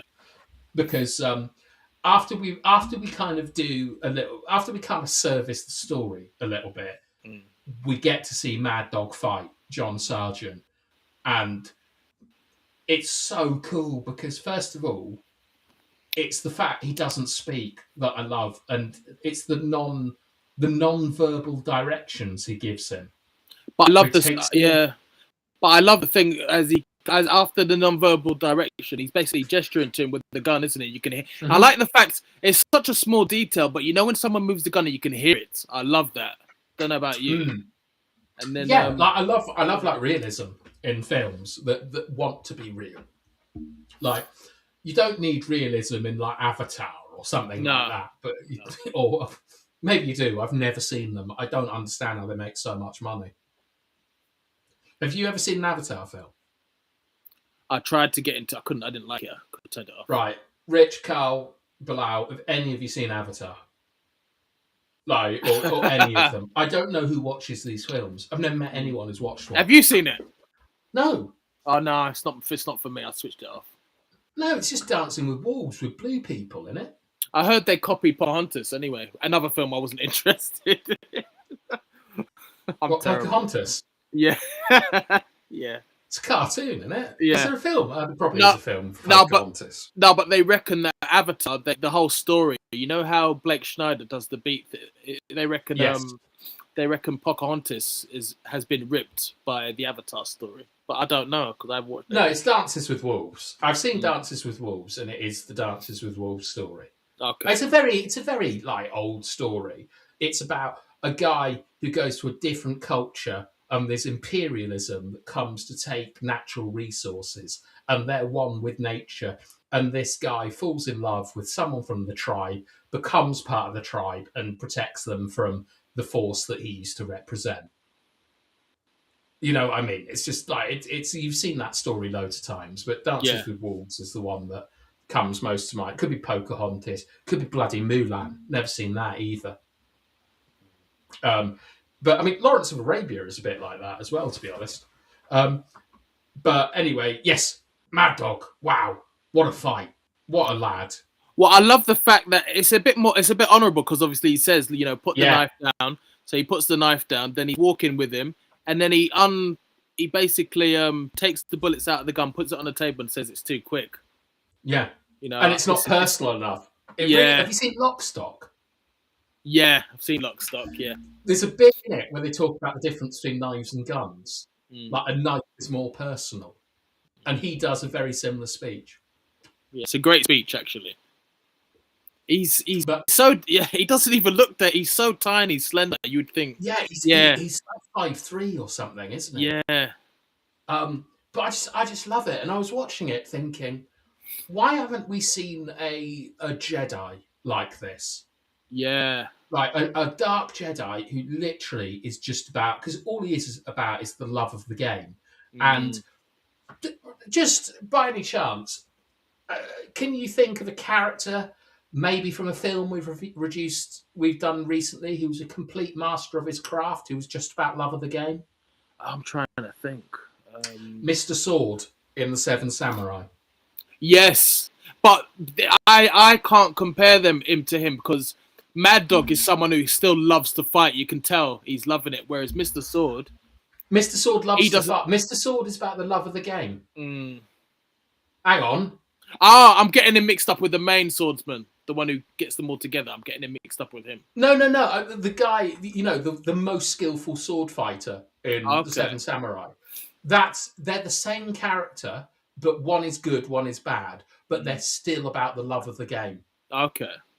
And that's so like Mad Dog. He doesn't give a shit about running a drug empire or providing free housing. He loves he fighting. Literally just wants to fight people. Yeah, which is amazing. It's absolutely it's so good. Yeah, it is good. It's so good, and it's like Chris is here and Carl. Tyrone, the Hobbit fan editor, is my friend that I do the Lord of the Rings stuff with. Oh, nice. So lovely to see you this evening, Chris. This is my co-host and my BFF, Tyrone. Hello, Chris. Nice to meet you. Make films with. We're going to invite Chris on the podcast at some stage. I'd love to. Be great. Yeah. Well, you say it'll be great, but just wait. The film is from the 1950s, and it's a western. And Carl has actually seen all of the Avatar films. You're a disgrace to Northamptonshire, Carl. Joking, of course. I was going to say where you were from, but that wouldn't have been fair, so I had to change it. But yeah, so because Mad Dog, right, is just about the love of the game, I think he completely saves the final act of this film because I've got to say he's kind of my protagonist from this point on because he's just so cool. Yeah. It's like a little midget who can just kick the shit out of everyone, and they have to double team him. I'll be honest though.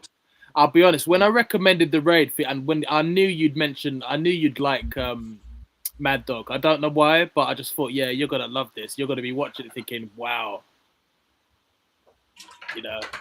But that bit at the end where he finally takes him out, I just remember the expression on the guy's face. He goes cross-eyed. I just remember thinking, bloody hell, unbelievable. I know, because I thought, right, that he was going to do the sort of cliched thing when he kills John Sargent and go, "Oh, you're for good fight, you're good warrior, I bet," or something, something like that.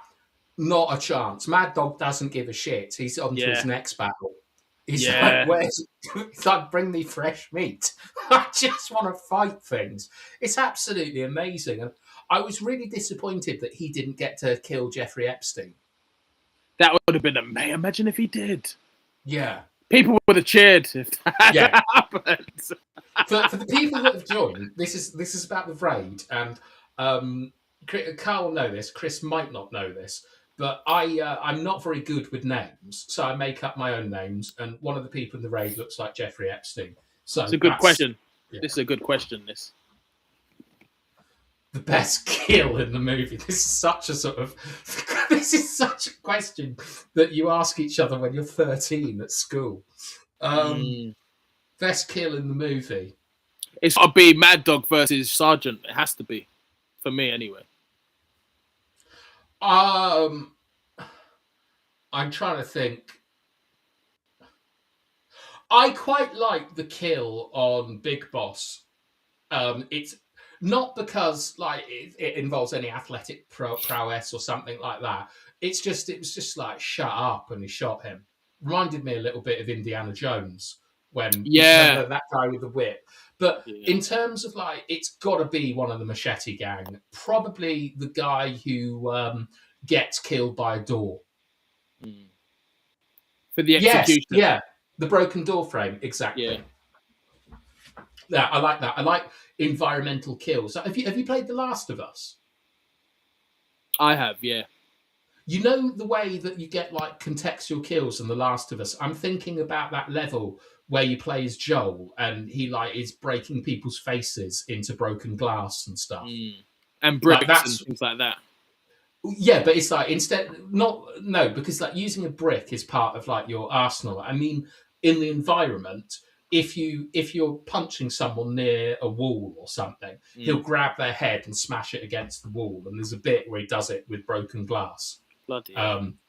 I really, really like that bit. Other kills, I liked a lot of this. I liked the sniper kill where someone fell out of a window because, as I said earlier, I think it's really interesting in an action film to set up sort of like the geography of a film scene where this area is dangerous. So from then on, don't go near open windows. I thought it was that. There was also the other bit shot where the guy gets shot by one of the snipers, and you see the blood pouring out of his eye sockets. That's crazy. Just for the visuals. Yeah, I know, but it's like the thing is it's there are like more sort of moves in the film that I like as opposed to the kill shots, and I don't know if they kill people or not. Like anything involving the Machete Gang is, I think that is probably the best like pure action I've seen for a very long time. I've got to shout out the other SWAT guy because obviously before we see Mad Dog fighting John Sargent sends the other SWAT guy to John Twink. John Twink is good. He's very good. He's as good as Rama for me in terms of his execution quality. I mean, I'm not a martial artist, unlike you. He's awesome, man. He's so good. He's good. It was like, does he die off screen? Or do you see him shoot him? I can't remember. I watched this last night. He gets betrayed by Jeff. Jeffrey Epstein kills him, but he kills him off screen, doesn't he? He shoots him behind his back. He's a coward. Yeah. He's disgusting. Horrible character. Nasty. Yeah, I know. He's a little bit too he's a bit too pantomimey, isn't he? Because he's got quite a lot of the film rests on I know it's not a big storytelling film, but quite a lot of the narrative thing rests on why has he done this or what's his deal. And it's really, really crap because I assumed that like Big Boss had compromat or whatever, like he had like compromising material, maybe of like, maybe of an island somewhere. We were saying, Chris, before you joined, like you've seen this, haven't you? That Mad Dog, who is like he's like the sort of lieutenant that isn't John Raid's brother. And he's obviously in it for the love of the game. I was very surprised because I know that he's in The Force Awakens. I was very surprised that Disney, having obviously seen and liked this film, didn't think how cool it would be to have a dark Jedi, a Sith, there you go, that is just like Mad Dog. He doesn't really give a shit about anything except the love of the game and fighting and enjoying himself. And it's like, it's something that it's quite an obvious character in some ways, but we normally see it from a noble point of view. Do you know, like in The Seven Samurai with Mr. Sword? Yeah. Like, we very rarely see that a bad guy is just about the love of the game. And I don't mean hurting people. I mean being the best and being like just like testing himself and stuff. No, but but like being challenged, because obviously that's why Mad Dog decides to go 2v1 because he knows he could die, but he doesn't care. He wants the challenge. It's crazy. Exactly. That's what he like. That's what he lives for, and it's like it's so cool to see it because I think that like Chris is he's seen the Avengers films and all this kind of stuff. He's he's basically a nerd like I am in that kind of sense. But do you think that the Captain America Civil War, when the Winter Soldier and Captain America fight Iron Man, is influenced by John Raid and John Sargent and Mad Dog all having a fight against each other, like that kind of 2-on-1? I'd be interested to know because that's the first thing I thought of when I was watching it. But yeah, man, Mad Dog, what a G! Easily the best character in the film, and I can't tell you anything about him other than it's just the love of the game. I think it's quite interesting when we say, they were wasted for like Force Awakens because it's like I remember when I watched Phantom Menace and the main Sith in that, the evil guy in that, he's He was a martial artist by trade himself. So these guys, you should use them in good films. You should make use of those skills. Yeah, I think it's genuinely acknowledged now that Darth Maul in The Phantom Menace, it was a bit of a mistake to kill him off because he looked ridiculous. Like, he looked ridiculous. You remember, like, that film Sinister you made me watch, and I was like, oh, look, it's Darth Maul. Yeah. He looked ridiculous. When you saw him in the film, it's he's great, isn't he? Like the sword fight is brilliant, but the way he carries himself, and it's like the physicality that these people bring to it is so interesting because Mad Dog has none of them have any physicality when you look at them. They don't look big. They don't like. I remember reading that Sean Connery was cast as James Bond because he moved his shoulders like a panther. Yeah. Like, you know, he had a walk that had like menace and danger to it. And in this, Mad Dog, he just looks dirty, like a dirty wizard. But you don't feel scared by him. He's 5'3". It's like 50. Yeah. You know, like Conditioner would defeat him based off the state of his hair. And then he just comes to life. And it's speed, finesse, and things like this. And so that's quite a nice inversion of it. But with that Darth Maul guy, it was the opposite, where he looked like a joke. And then you actually saw him in real life, and you're like, yo, this is amazing. It's probably like watching Voltamade or Peter Crouch play football. But you know what's annoying? It's like, I know sometimes they go for the makeup look and they think, let's make you look like a Sith. But sometimes less is more. Maybe he would have been more menacing and more scary if he didn't have that. It's a kids' film, though. You got to remember. It's like do you remember when we did that big thing on like analogy, metaphor, and symbolism?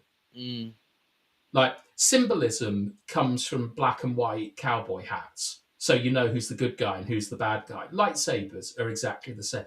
It's a quick way of letting people know who is good and bad in this case. And when you're like, with a film like Star Wars, it is for children. Adults enjoy it, but it's for 14-year-olds, right?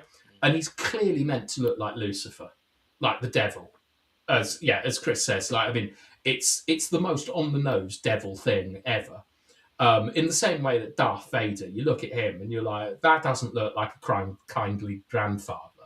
That's a war criminal. Like, you just know it straight away. And so what's cool about The Raid, except for Jeffrey Epstein, who is just so out of place that you know he's got to be a bad guy, is that none of these guys really look like anything. Like, the only symbolism you really have is the police uniform. Like, policemen are good, everyone else is bad, plus the doctor. Well, there's that famous line that Terence Crawford always says, you know, muscles don't necessarily win fights. So a lot of boxers say that. That's real life, isn't it? Not boxing. No, but even when you go to like Thailand and stuff and you see how strong some of these guys are, they're not like hugely muscular, but it's Did you do what they do with their body. Thailand? I did a bit of training there. It's really good out there. You lose a ton of weight. But with the top guys in, I don't like. Forgive me. Let's just say it's a dojo. With the top guys in the dojo, I imagine that they're more lean than muscly. I do pad work with them, and you can always spar with certain people. But to go hard and spar, I mean, these guys, their bodies are conditioned. Yeah, you've seen them, haven't you? Yeah. Like, but they're not like massive, are they? They don't need to be. No, they're not. But they're toned. Exactly. But they're lean. They're hard. Yeah. Yeah, they're lean. Their bodies are conditioned. Their bone density is strong. You'd be good at Muay Thai, I think. I think Muay Thai would suit you, actually. I think you'd enjoy it.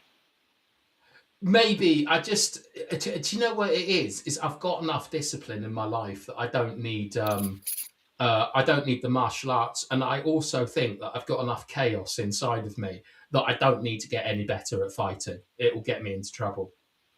This is a good question. Yeah. Are you going to make Bathtime watch Raid 2 at some point? Not spoiling anything for Bathtime, but do you prefer Raid 1 or 2? I prefer Raid 1. I didn't really like the second one, I'll be honest. I'm absolutely going to watch the Raid 2, probably this week, because I think that the Raid finishes with a lot of sequel bait. It has a really sort of silly Godfather shot at the end, which I thought was a bit over the top. Like, you've seen The Godfather, haven't you, Tyrone? Yeah. I love The Godfather. You know the way the door closes on, I don't know, Mrs. Godfather? Like, Godfather, like, Al Pacino's there and the door closes. I felt that they kind of did that shot where the door closed at the end of the Raid. Yeah, I think so. I think a direct homage to it. And I was like, come on, boys. We've seen this too many times. You don't need to put that in.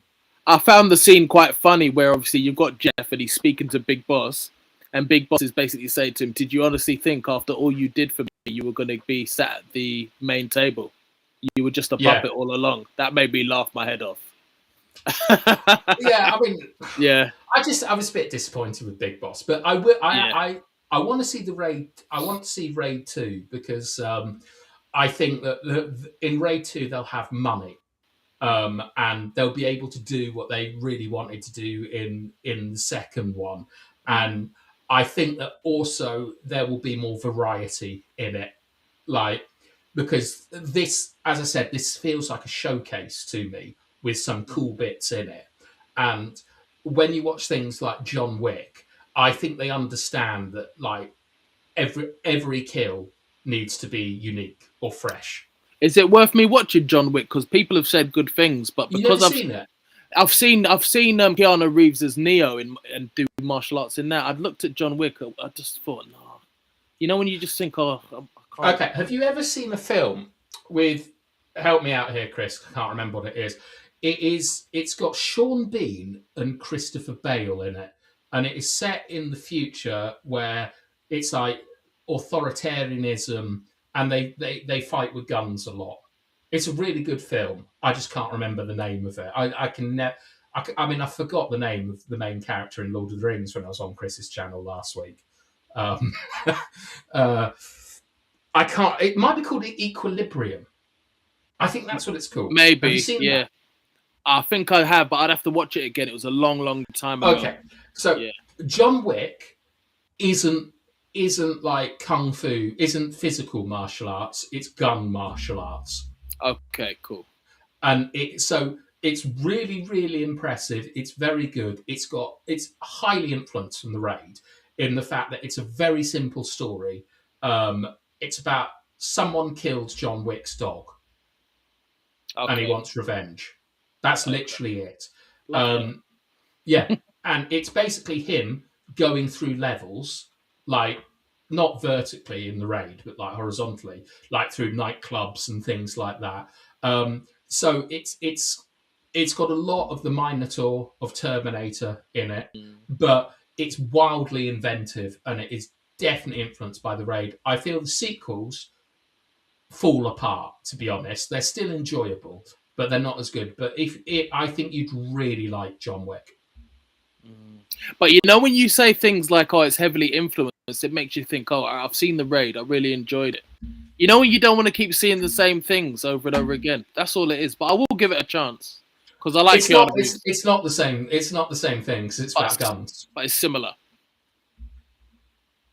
Yeah. I haven't played Saints Row. I have seen a video on YouTube of the last game, of the last level in one of the Saints Row games, and it is set to I Need a Hero by Bonnie Tyler, and it looked amazing. But they're like Grand Theft Auto, which has never really been my thing either. I'll play the new one, but I like Dungeons and Dragons. Those are my games. But yeah, you'll like John Wick. I mean, like Tyrone, you must have seen the influence that the Raid has had on films in the last 10 years. Yeah, of course. I certainly have. Yeah. And I would say that, like, John Wick is probably the main exponent of it, but it does it differently. It's like if Taken and the Raid had a baby together, it would be John Wick, but it would be a different thing. It's not like the Hollywood remake of the Raid. It's Maybe we'll put maybe we'll watch John Wick later down the line. But there's not really a lot you can say about it, to be honest. It's just a good action film.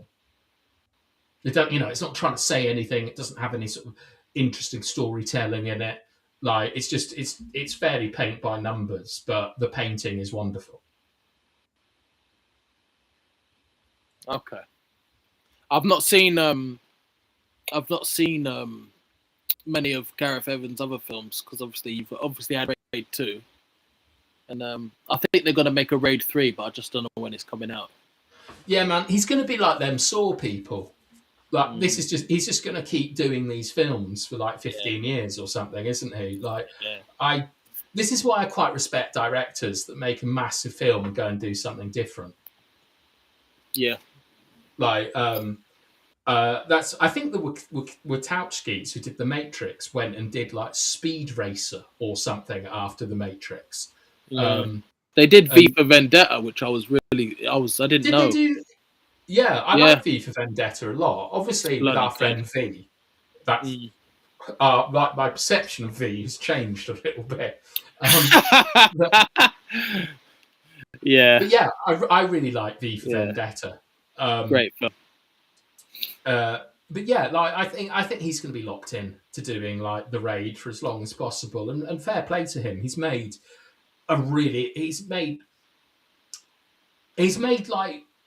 changed how you do fighting in films. Yeah, where with like all these cuts and things, and I am quite excited to see the Raid 2, but I'm now thinking, should I just watch the fights on YouTube instead of the whole film? Give the film a watch. Give it a watch. Yeah. If you don't like it, I'll be honest that I preferred. But this is just my opinion. You might like it. I just preferred the first, but it's up to you. Yeah, everyone's different. I really like simple stories in films. I don't like things being overly complicated for no need. And this is basically just an assault on a castle. Yeah. Like and simple story.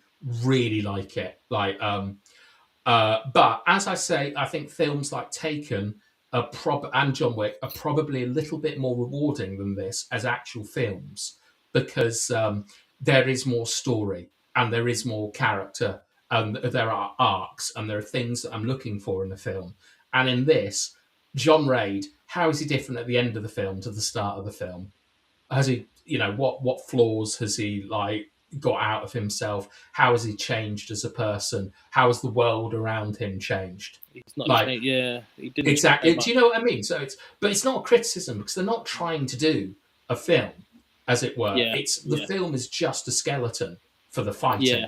Yeah. And the more action films that understand that, the better action films we'll get. Yeah, because I think some action films, they take themselves a bit too seriously, don't they? They try and be something that they're not. Whereas this is basically what you see on the film is what you get. And it does it. And it was a good journey to go on. It was some of the fight sequences, the way they pulled off, say, like the door frame killing or the back break from height. All that stuff, unreal.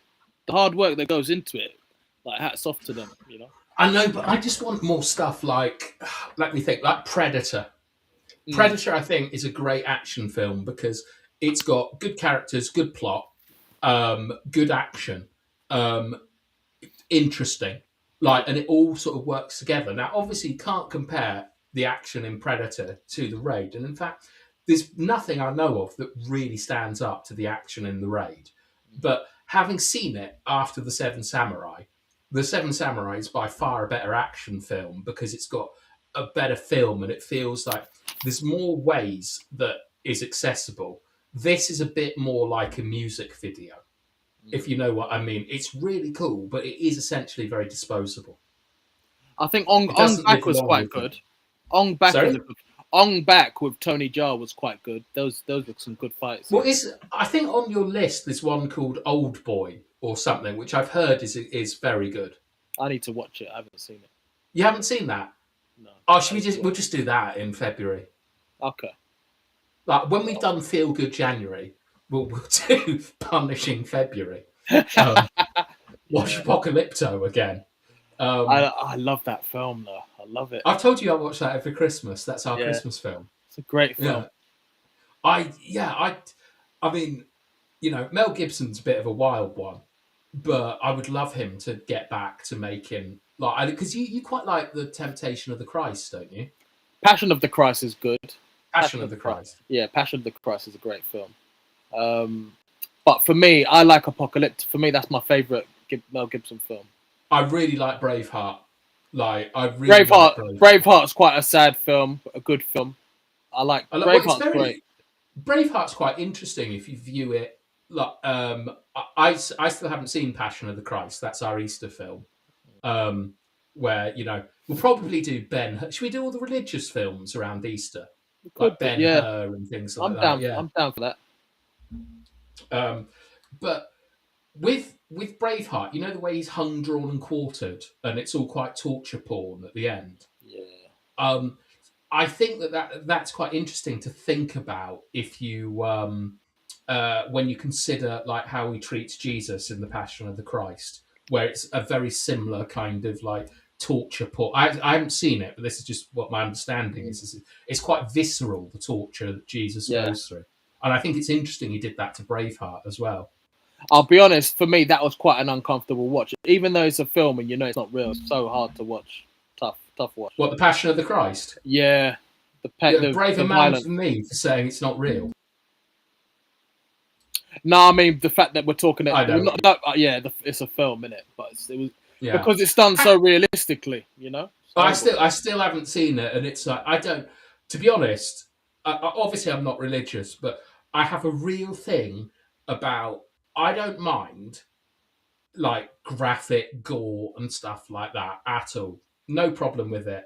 You know, it doesn't excite me, but it doesn't bother me. But when it actually happened, it does like upset me a little bit. Like, do you remember when I told you about Chernobyl and the bloke turning into a pizza? Yeah. Yeah, like because that actually happened, it really affects me. And with things like Jesus and Braveheart, they're basically mythological characters. They're not real to me, as it were. Well, that's why things like war films can be quite tough as well. Because some war films are proper graphic, like Fury, for example.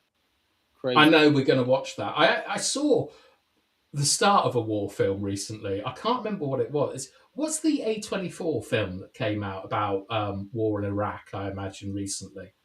I'm trying to think. A24. It's really recent. It would have been last year. Like 2025. Oh, gosh. I can't remember the name of it. Opening was amazing.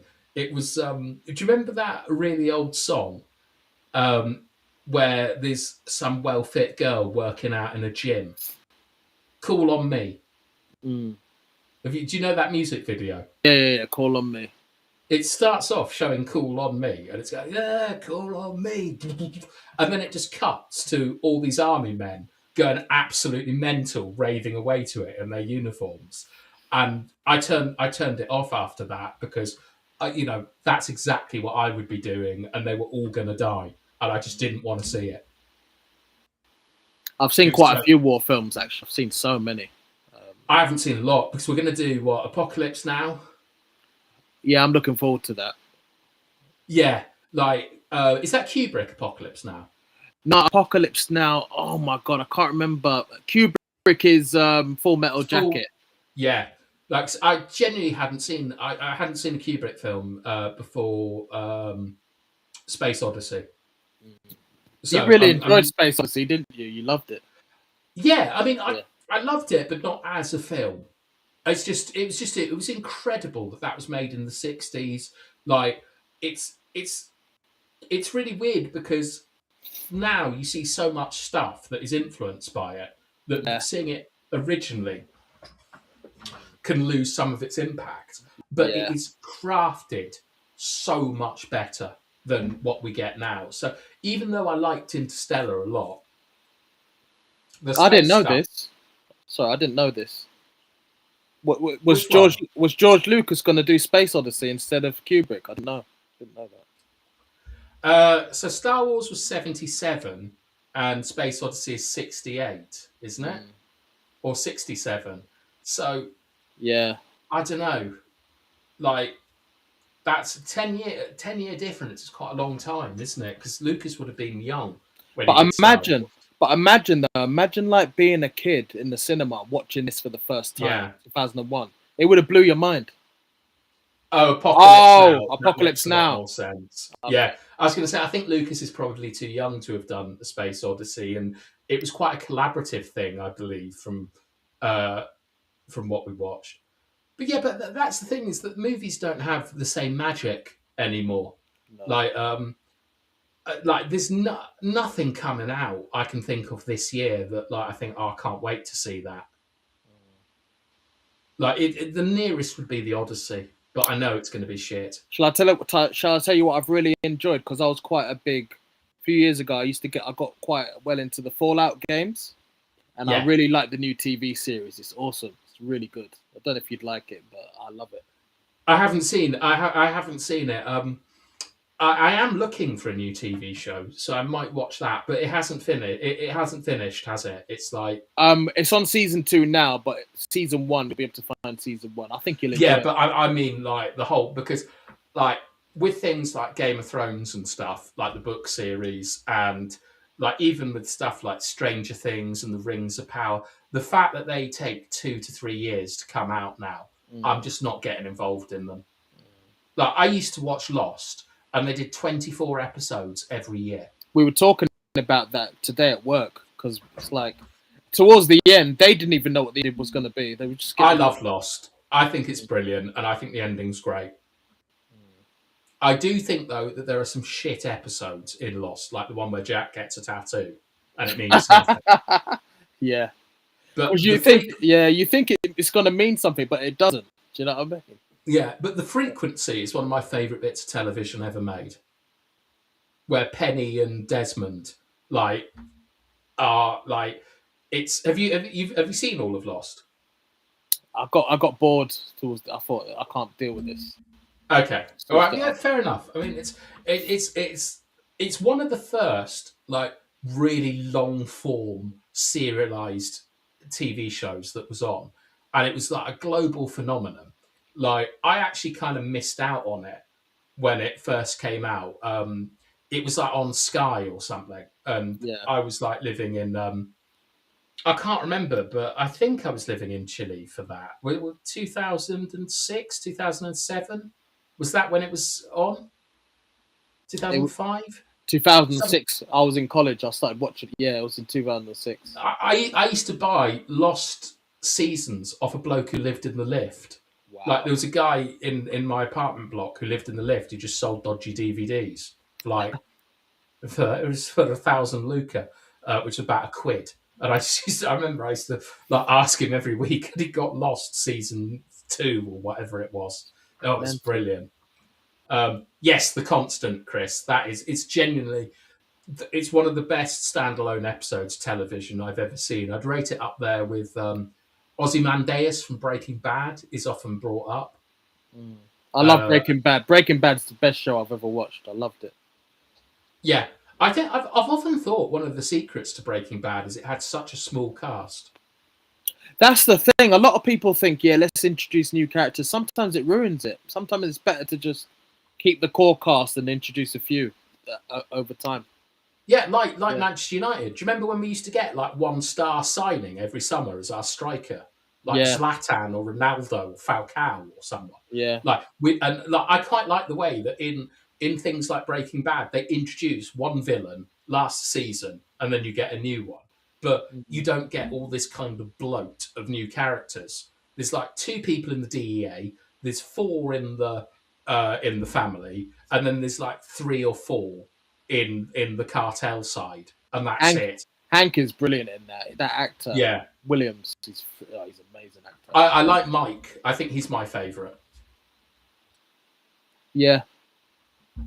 But I just think it's really interesting. It's the same with the Raid, actually, where you basically just have 7 characters.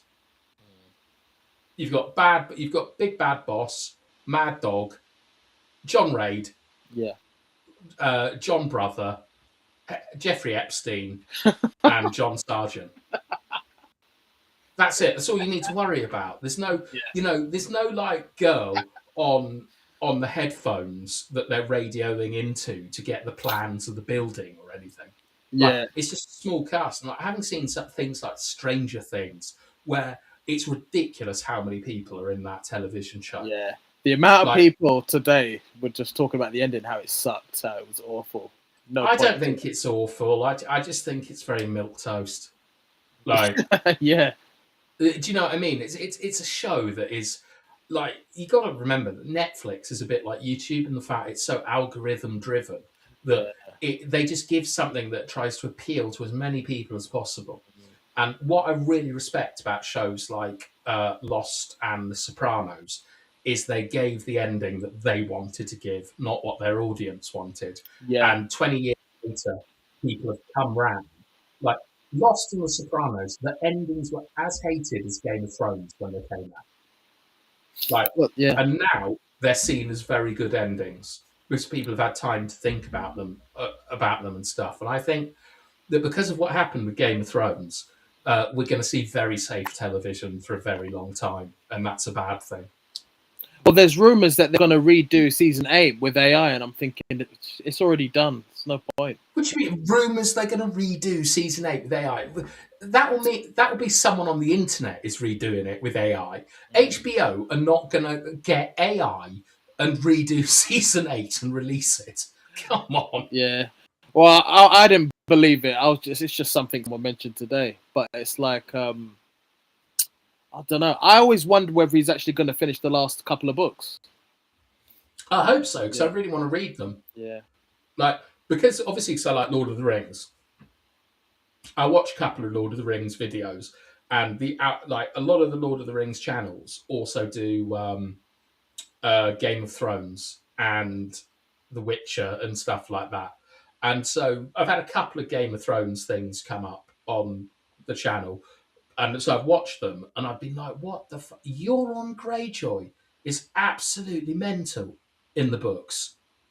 Like, he's like a pirate that is trying to bring in an apocalypse. A sequel series. Yeah, look, this is the thing, is that Game of Thrones, a bit like Stranger Things, is such a big property that they can't let it go. And they'll do what they've done to Star Wars and Indiana Jones, and they will milk it until there's nothing left. They'll definitely do like either a spin-off or a sequel to Stranger Things. I think there's so much money in it they want to make. Yeah, because it's also one of the only brands Netflix has. And you've got to remember that their big show used to be House of Cards. That was like what people subscribed to Netflix for. And then Kevin Spacey, as you well know, Tyrone, is a very naughty man around the old Vic.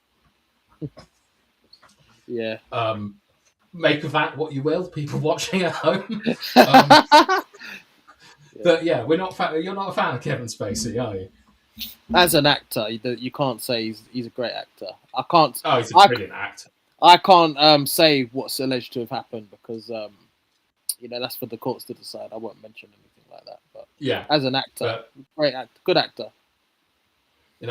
Just Tyrone, classically trained actor in London, might know some stuff about Kevin Spacey. Who knows? Tyrone does. But like that was their big show. And then their next big show was a really weird one. Do you remember? It was the guy out of The Sopranos playing the same character from The Sopranos, but living in Sweden or something. I think it was called Lilyhammer. No, I've not seen that. Yeah, but that's the thing, is that Netflix just churns these shows out and cancels them all the time. Like, I can't think of a Netflix show. I think Dark might have been a bit of a hit, I'm not sure. But Stranger Things is the one that everyone kind of got into. And they got so lucky that season 4 was really good. Because it rebuilt the hype up again. But, like, what have they got apart from that? Do you think season 1 to 3 weren't that good? I think season 1 is amazing. Absolutely amazing. Because I'm a big fan of K-Pax, Carl. That's a great film.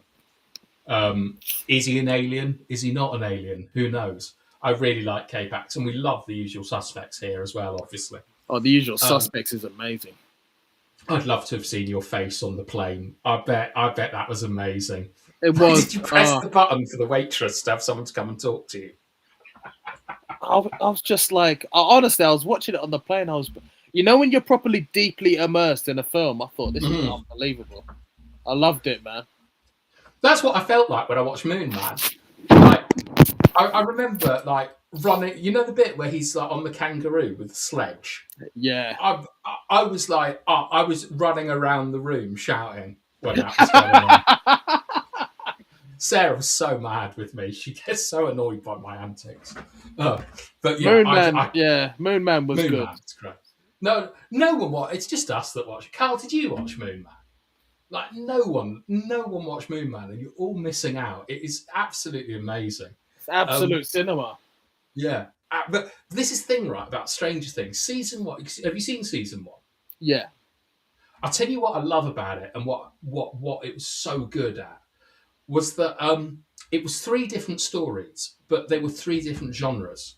So you had, with the kids, you had an 80s horror film. Like Stand By Me. No, sorry, with the teenagers. Yeah, with the teenagers, you had an 80s horror film, which was like, so it had like, there was all this kind of sex, and there's a creepy bloke, and there's the handsome jock, and they're getting chased by an alien dog, and all this sort of stuff. And then with the kids, you had something like Stand By Me, but it feels more like a sort of a Spielbergian adventure. Yeah. Like, bit of magic powers. It's obviously very E.T., very Close Encounters, very Goonies. And then with the adults, you had almost a 70s style conspiracy thriller. It was good. And then, but it's the way that it all came together at the end that works so well. And it should have just been 1 series, in my view. 2 and 3, not very. 3 is quite good because it's really colourful, and I like colourful things. But not very, very mid.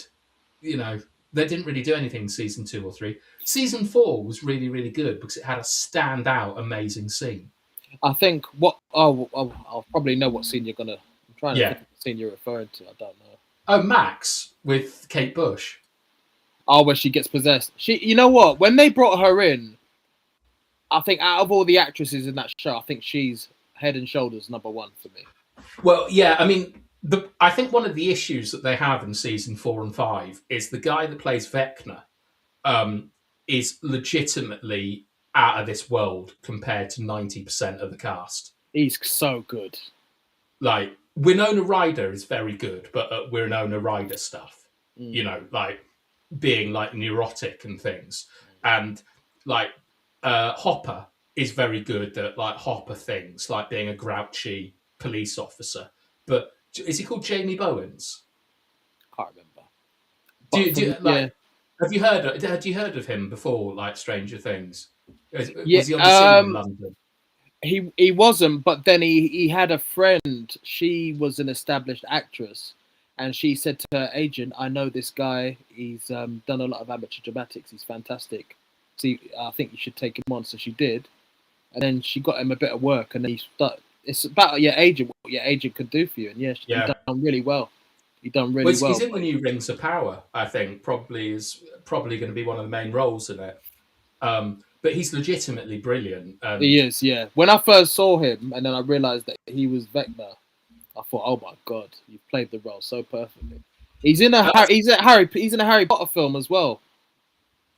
I mean, how you weren't in a Harry? Well, it's because you were too old, I guess. But everyone's been in a Harry Potter film, isn't it? It's like it was the British film industry for 10 years. Yeah, like it's like Game of Thrones or something. Like pretty much everyone has been in Game of Thrones at some stage. Yeah, because it was it's filmed in Northern Ireland. So like that kind of stuff, I don't think is that impressive. In fact, one of the guys from Harry Potter, there was a fat one that was friends with Draco Malfoy. Yeah, he got done for drugs. Yeah, he was like running a cannabis plant in Hounslow or something. Maybe he didn't get paid enough from the films. Or maybe he's just a fucking idiot. How are you going to be in Harry Potter and then try and be a drug dealer? I don't know. Maybe he thought he was untouchable. Yeah, just what an idiot. You got to do what Draco Malfoy did and just be Draco Malfoy for 20 years and nothing else. Like, he's in the play now as Draco Malfoy. It's his only bloody role. It's crazy. It's mad. All right. Should we end it here? Yeah, we could do. Oh, 2 hours and 4 minutes. Yeah. Wow. And we haven't even spoken about Amran. I'd rather not speak about him. Hey, by the way, he looks delighted. He looks absolutely delighted now that I'm not surprised. I'm not surprised. You were delighted he was leaving. He was delighted. I know. All right, crazy. When you've got to deal with yeah. Oh, it's mad. But yeah, I just want to thank obviously Bilal for coming on earlier, Carl Roberts, your friend Chris. It's been nice speaking to you, meeting you. Glad you guys came on. Rich. Discussion. Rich thank you, Rich. As always. Next week's film. I'll put it in the chat again. I try and remember to stick it in the comments afterwards, but I forget. You might have seen it, Chris. It's Life is Beautiful, from 1997. So the Italian translation, La vita è bella, and life. Listen to that keyboard. You can hear the money, can't you? Those are cherry switches. Life is Beautiful, 1997. Yeah. Do you know in Argentina with a double L, they pronounce it like Sean Connery? So, like yo me llamo is like what we say in Spanish. Like, you've heard that. They go, yo me llamo. Okay. Isn't that lovely? Like, that's how messy. That's a hard. No, it's not. It's part of Feel Good January, Chris. Life is Beautiful. It's obviously set in a Nazi concentration camp, and I'm slightly concerned about what Bilal's going to say about the religion, to be honest.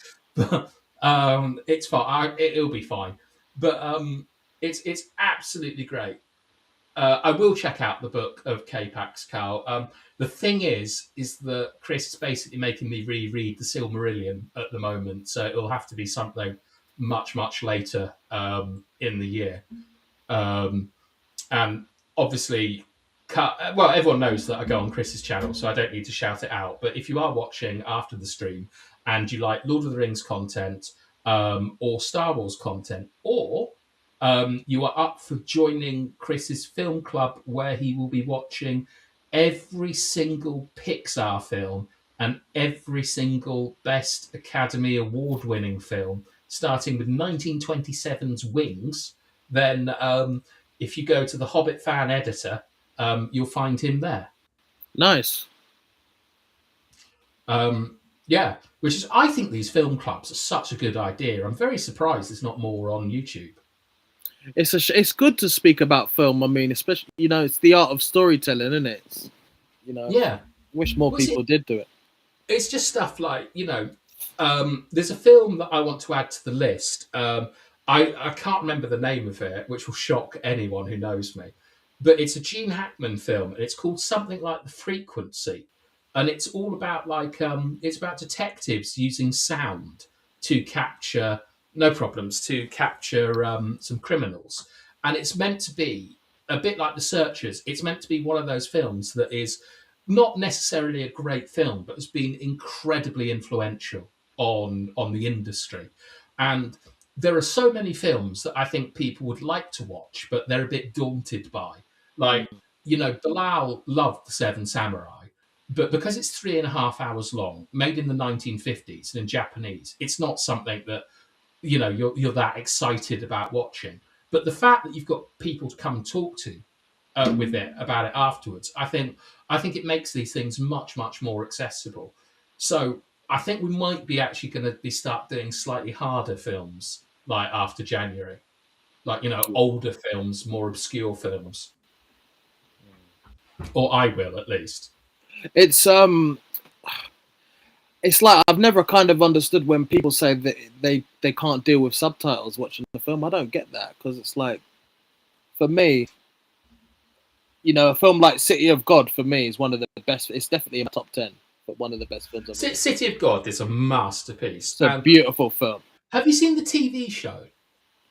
Nah, I haven't seen the TV show. Would you be up? Because I want us to review a TV show as well. Because I really like theories. You know, like in Lost and stuff, you can come up with crazy theories about stuff. I want us to find a TV show that we would both like, that we can sort of speculate on, because I think that's really fun.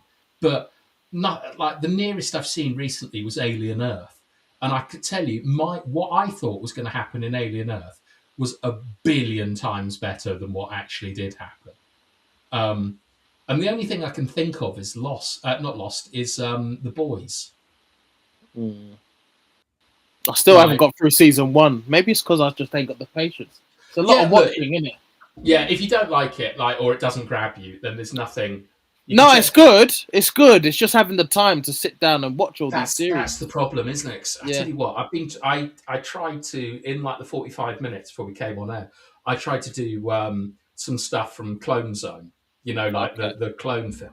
Jesus Christ, it is hard to write single man comedy without someone there to set up a joke. It is so difficult, and I'm gonna have to be like, I'll obviously do stuff with Chris, but that involves a lot of reading. This involves watching a lot of films. Then I've got to do the writing stuff on top of real world commitments, and it's so hard. It's so difficult to find the time.